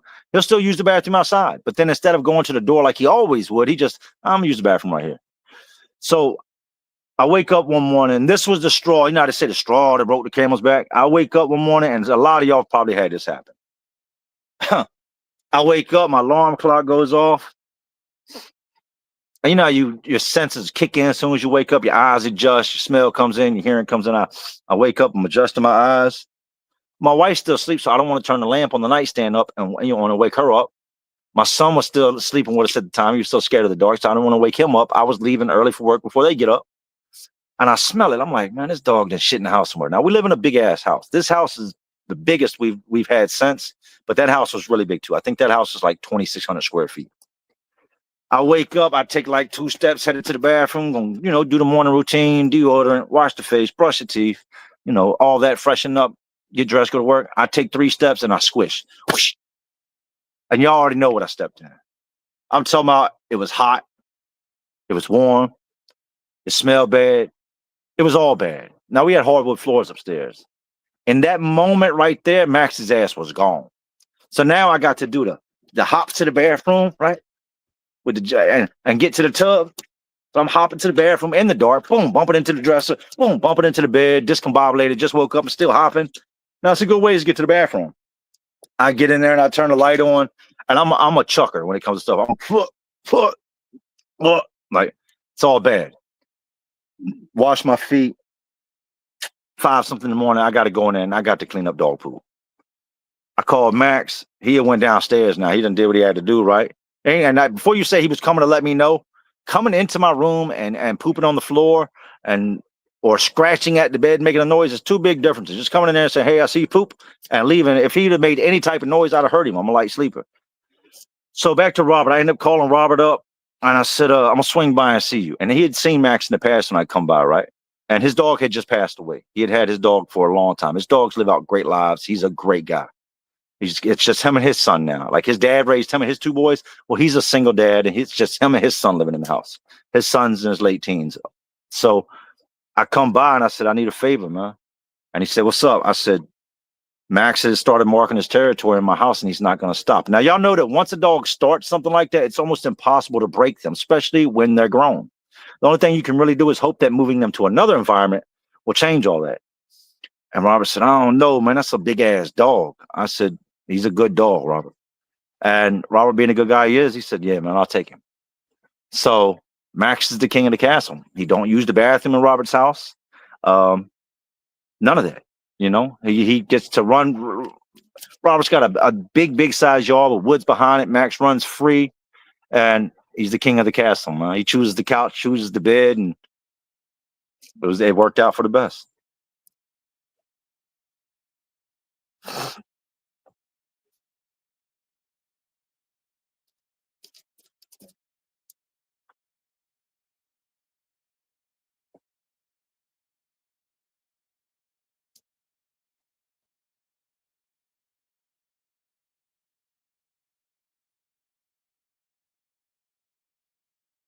CJ Hunt, do you think a trans woman with bottom surgery should be in men's prison? Hell no.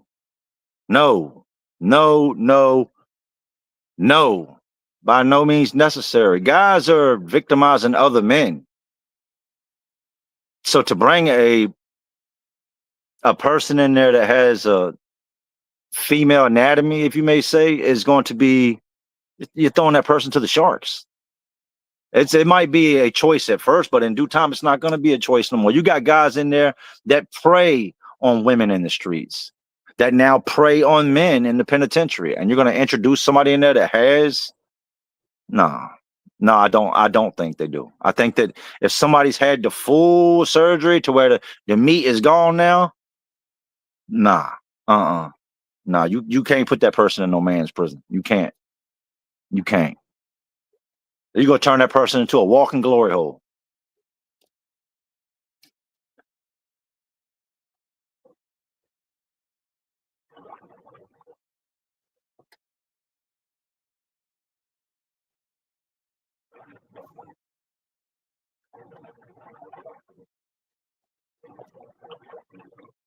Adam Morgan said, Jay, what you riding these days? Been watching you since you had the Crown Vic. I'm in a Cadillac GTS Platinum. That's what I push now. I've always been a fan of the Cadillacs. I've always liked the DeVille, but then they ended up doing away with the DeVille, and then they came out with the DTS. So yeah, I'm in a Platinum DTS. Eric said, did you ever see anyone successfully escape from prison while you were in that prison? No. I seen attempts to be made. Places like Greensville, they're mm-mm. You might escape on transport if you can get out and get to the hospital or something, you can get away. But as far as getting through those three fences, getting through that Gardner Tower, the AR,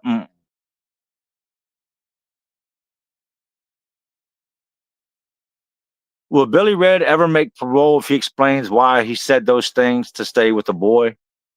Parole boards aren't looking for explanations. I don't think they want to hear explanations. They want to hear something mind blowing. I don't think Billy Red will ever make parole, period. I think that he had his chance. I think he shot it down. And just based off of his character and the type of person he was, if I had to guess, Billy Red hasn't got himself in trouble again. I think that if he was to get out, he could be a good member of society. But it's the whole getting past the everyday life of prison and staying out of trouble while you're in there.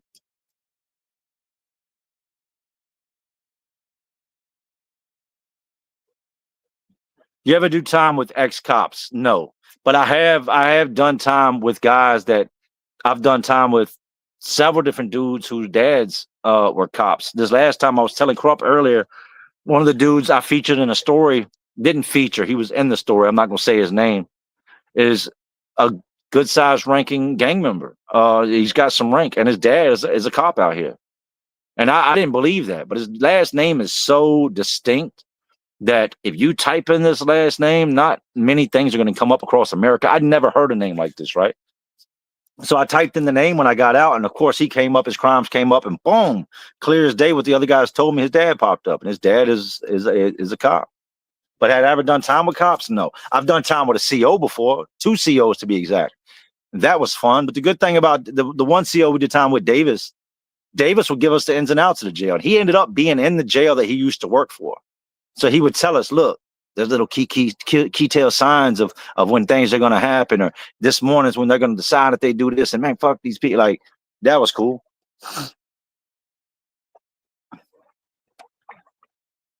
Game Changer 2423 said that razor wire don't feel good either. I watched out my window as a dude got hung up in the razor wire, tried to escape one time. And you know what the guards were doing as he was hanging upside down, screaming? They had their phones out, taking pictures of him, posting it. I don't know if they were posting it, saving it, using it for evidence, but there was a whole ass load of guards out there. And this guy's upside down with his leg caught in that Constantine wire. That's what it's called, Constantine wire. His leg is caught and he's dangling upside down. He's now made it to the second fence and he's caught. And all his body weight is on these razor blades that are stuck inside his thigh, wrapped around his leg, into his ligaments and arteries and veins. And he's gushing as he's hanging there upside down, and the towers are spotlighted on him, and the guards are out there, and they got the truck spotlighted on him. Other guards with flashlights spotlighted on him. The guards taking pictures. As he's hanging upside down, he looks like a towel that's wringing out with red water coming out of it. He's gushing. He's gushing. I've hung that wire in the past. You got to put these big leather gloves on to put the Constantine wire on. That shit is nothing you want to get nicked with. Nothing. Going over that fence for freedom, like, they also have sensors. There's so much out that people that ain't been locked up don't know. This ain't the movies. There's a lot. They put sensors on these fences. A lot of these places, the second, third fence are electrified. It says it. Do not touch fence. It tells you the amount of current, and it says may cause death. So you scale the first one, you get to the second one, you grab it, gonna fry your ass. It's smoky out there, man. He's done.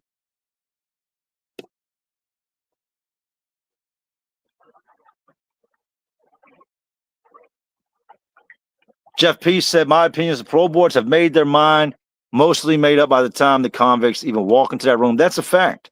You know how many guys I know that are model inmates that fly below the radar, that are just, if you drew a picture of an inmate and how he should conduct himself to get out of prison, he fits that. And you know what they deny them for most time? Serious nature of crime.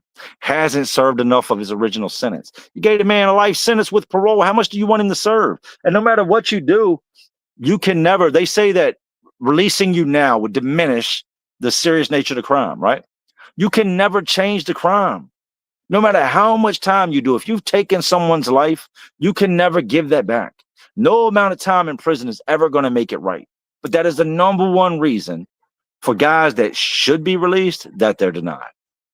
So yes, I do agree. A lot of parole boards, they flip through your papers, and before you even walk in the room and sit down, they've already decided whether you're going home or not. It was what Nas said, it was written.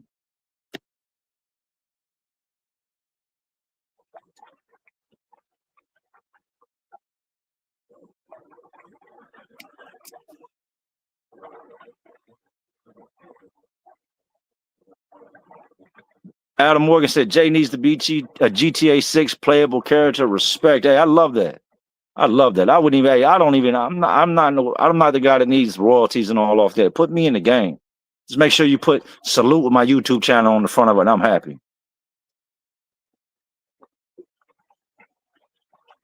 Somebody said YouTube streets in the house. I didn't see them, but wherever y'all are, what up? Oh my God, Boston boss. Big shout out, and big salute to my guy Ronnie. What's up, man? I love you, bro.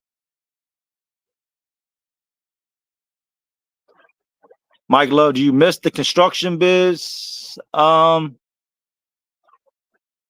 the newest part of what's going on just happened Friday, so that's still to be determined. I'm sure, I'll find something to occupy myself while I'm here working, doing YouTube shorts, picking up on Instagram, TikTok, more things like that. Just building the platform to what it should be. Do I miss it from before? No, I don't miss the stress. Y'all see this greatest popping in? That's all new. No, I don't miss the stress. Do you ever miss Greensville? No. What's the most technologically advanced device you got to see in prison apart from a cell phone? Probably the cameras they have in there now. Hands down, the cameras they have in there now. We had an investigator come into pod one time, and they had just cleaned out a cell. Some stuff had happened in the cell. I'm not going to get into it. But they took the camera while this was going on, and this is how they knew it was going on, because they zoomed into the cell while this incident was taking pictures, while this incident was taking place, and they started recording. The door was open in the cell. And I remember he's standing there talking to somebody else, talking to another investigator, and a couple COs, and they've got these papers laid out on the table, and they got all of us in our cells, right? But from where my cell is, I can look down. They weren't only concerned with what had taken place in the cell, they were concerned with some stuff he had flushed prior to him coming in. This camera that was roughly 50 feet away in the middle of a ceiling zoomed in to illegal shit he had in on the table. And that's what they were in the cell searching for. These cameras are like no cameras we have out here. I'm talking a camera that can read, that can zoom into a cell and read what you're writing it as it's writing from 60 feet away. That, a lot of the metal detectors they got now are crazy. Crazy. And they had a whole entire woman. I like when people lie, right? It's funny. They had a whole entire woman when I got to Nottoway that was doing the body scanners, right? She's doing the body scanners. You step on this thing, they shut this little thing and it slides you from side to side, right? Yeah, yeah. And there's a thing in front of you scanning, almost like an airport, except you're moving. And what it's looking for is abnormalities. She told me turn sideways, so I turned sideways. And it's another dude talking about, man, y'all think y'all should have a woman up there doing that? I know she could see the size of everybody's stuff. She's like, oh, you can't see nothing. Tell me why I step straight out the thing and I look over the TV screen and you can see it. You see the length, the width, everything that's got to do with it right there playing this. And I looked at her like, oh, shit, I know you love your job. So that was crazy. It ain't just x-ray on the inside. That shit is a composite sketch.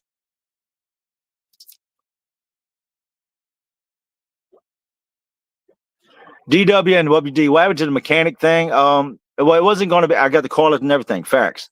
It wasn't going to be a mechanic thing. The whole point in the car list is when I talked to guys that run tow truck companies, they told me, they said, you're going to get stuck with a lot of cars. Make sure you have a lot of space to hold cars. You have, for storage and whatnot, but just understand a lot of these cars you tow, people are going to never come for. You're going to have to put in for salvage title, put in for this, put in for that. I said, all right, so we got into place to do all that, only for me to later find out that the state of Virginia would never give me a tow truck license. Like, as far as being like a business owner and any of that, wasn't going to happen. I guess they don't feel good about convicted felons just driving off with people's cars. So once I realized I couldn't be licensed, I couldn't go legal with it and like really be legal and it be a legal business, I shut it down. Mike Zimmerman, did you miss all the friends you made at Greensville when you got transferred? There were select guys I missed. There were some guys up there that I knew were never going home. And I knew that the moment I walked out that pod, I'd never see them again. And that's just the truth of the matter. To a guy that's got a life sentence, the only time you're ever going to sit down and conversate with him is when you're incarcerated. So these are guys that you've built a friendship with. Some of these guys almost become family. You bleed for some of these guys. They bleed for you. Like, if something happens, you're going to run to his aid just like you would your brother or your father.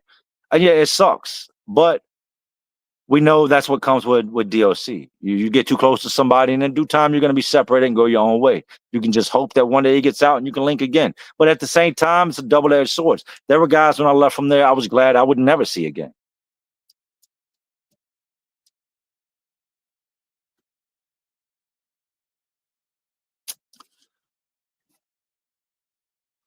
Luis Gonzalez, if you wrote a super chat and I ignored it, I am sorry.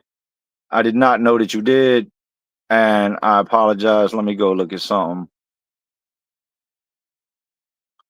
Trust me, I'm not trying to I have a lot of super chats to respond to. My bad. Glad you said that.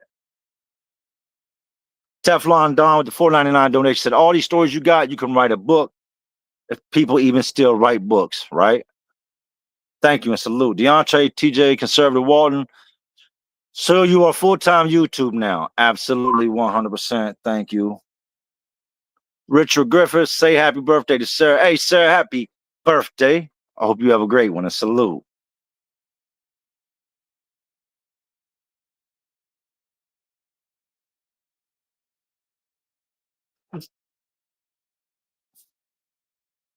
Aztec King, longtime viewer with a $10 donation. First live, I'm able to catch you. Salute and keep crushing it, brother. Blessings for you and your family. Hey, thank you.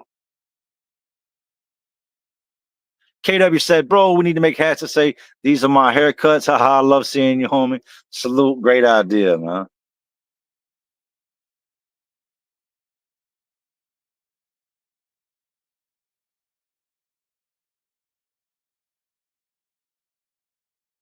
Urban Warfare Media, Music Man said, your stories get me through them long work days, brother. Glad you're home. Salute from SoCal, LA. Hey, much love to you, man. You know I got nothing but nothing but love for California, LA. Oh, butter tongue ass dude.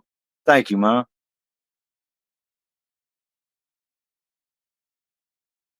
There you are. Luis Gonzalez with the donation said, yo, where you get your fitted from, boss? These I order. I go to Lids, Hat World, and I do a lot of ordering on New Era. Majority of the hats I wear are New Era. I don't like Mitchell and Ness too much. They make the slim brims. So the hats are seasonal too. So you might see me with something that dropped 2-3 summers ago and I'm just now busting it out. So if you go looking for it, it's gonna be hard to find. But what you can do is you can always screenshot this, zoom in on just the hat, and then search it. Go into your Google and search it, and it'll bring it up. Jason Hine, new member. Hey, thank you and salute. Southern Flex, in your videos, you talk about plenty of prison fights. Happens a lot. But while doing time, have you witnessed an actual crazy accident? Yeah,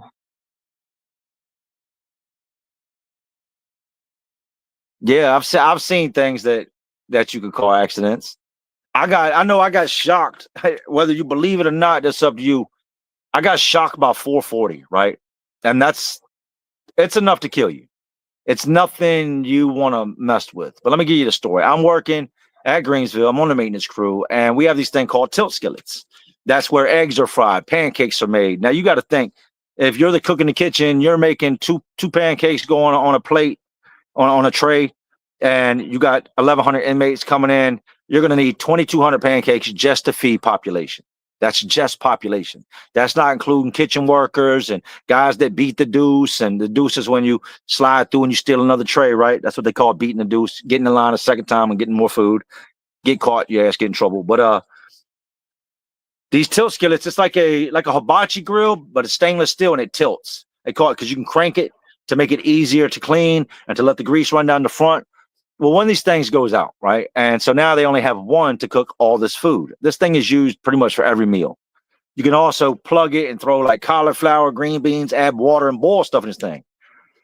So we go over there to work on it one day, and the guy they had helping us, he's another inmate, is a moron. He's a whole entire moron.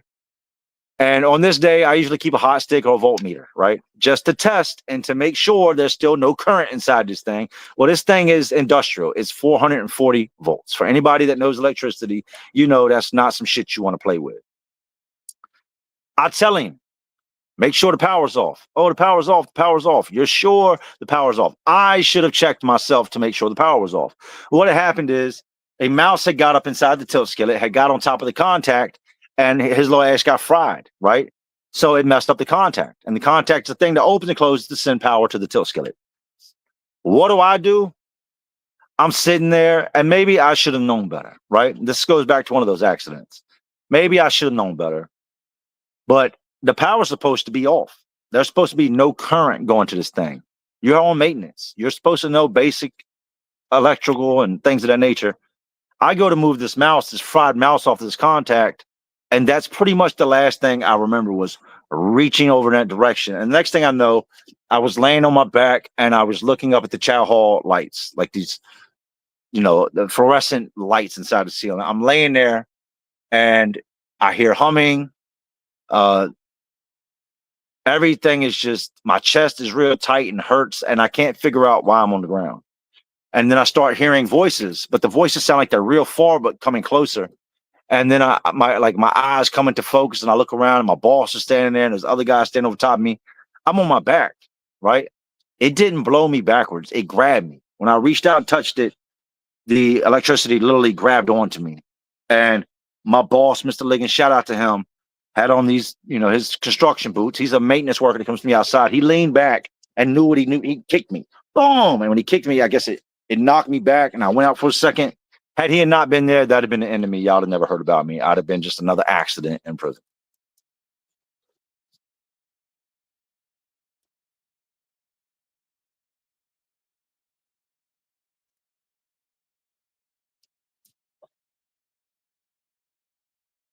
Stealthy said, 10 years clean. You helped that. Blessings from Virginia. Well, first of all, I'm glad I could help, and congratulations on your 10 years clean, man. It's not always easy. It's easier said than done. But I definitely salute you, and I hope that somebody else in the comment section sees your 10 years clean and decides to let that motivate them to do the same.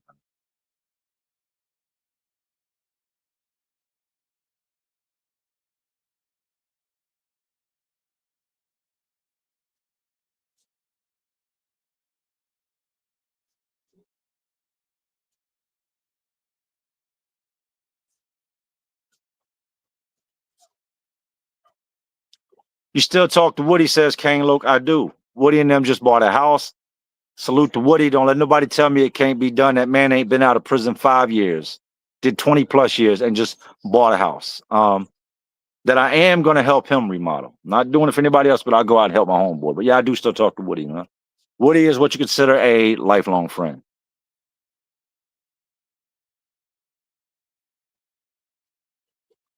J62 Moon said, what's the word on your brother? I don't know. If he's watching, I love you. Yeah, I don't know. We don't talk. Let's leave it there.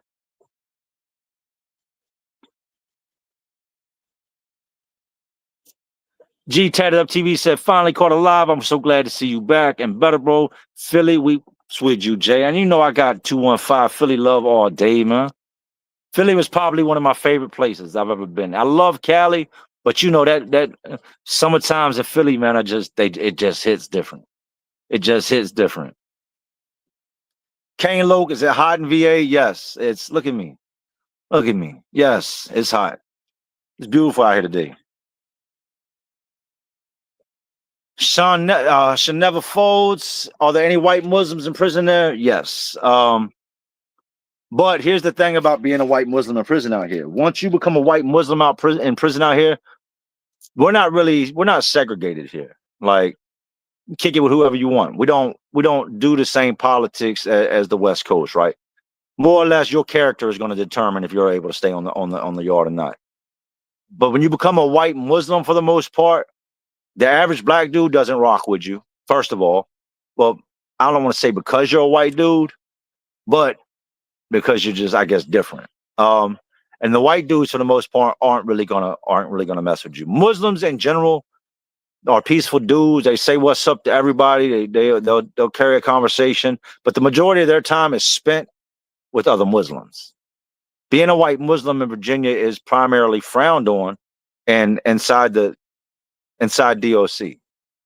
You know, for whatever reason, I'm not here to judge or say why people frown on it, but it is frown. It is looked down on. Do I agree with it? No. I think it should give everybody a chance based off of who they are, not what their religious belief is. But yeah, there's white Muslims. Dub said, would it be too risky to host a public event where we all come together? Maybe a barbecue or beach day. We would definitely, we, we would be fitting to fly out. I've thought about it, right? I've thought about it, and it's definitely something that, because ain't nothing scary about me. Like if people think that would ever be a reason, no, but it's definitely something to think about. It's definitely, I'd definitely like to get to meet a lot of y'all. You know, I think that would be a good look.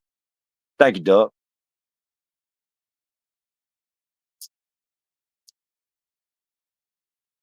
Drake 14 said, I'm going on 5 years sober from fentanyl. Wow. It's awesome, man. Well, salute to you, Drake. And I'm glad to hear that. You know, I know of people who didn't have a long run with that stuff. I've met people who never did fentanyl, but did something else that had fentanyl in it and it took them out. So I'm glad that you were able to overcome that and you continue to overcome that. And that's nobody can take credit for that but you. Even when somebody says you helped me, Jay, you did this, at the end of the day, that is something you decided to do and you made that happen. And I can't take credit for that. But I'm very happy to hear that, Drake, that you didn't become a statistic.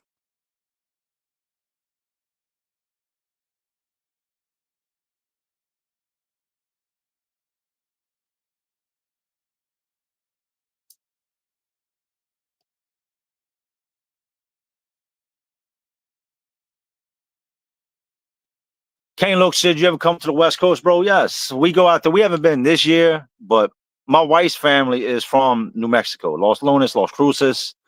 She's got family scattered all through New Mexico, right? That's where she's originally from. And so we try to get out there at least every 2 years, right? To see the family. You know, I've got a lot of in-laws and cousins and nephews and like stuff like that in New Mexico. But I love Cali. I like Cali's super expensive. Don't get it twisted. Super expensive.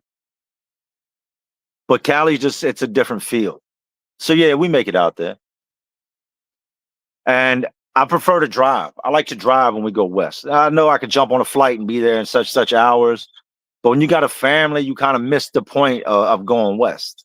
You know, I would go rent whatever the newest SUV was and get the biggest XL model. I know we went out there in a Suburban one time, in a new Suburban. Went out there one time in a brand new Tahoe and load it up, you know, and just go through Texas and all these different places. Arizona, we've been through Arkansas, Wyoming, Oklahoma, all the way to Long Beach, Santa Monica, like, and just take the full trip through Tennessee. Like, I love to travel. So yeah, I've been out west and I love it out west, man.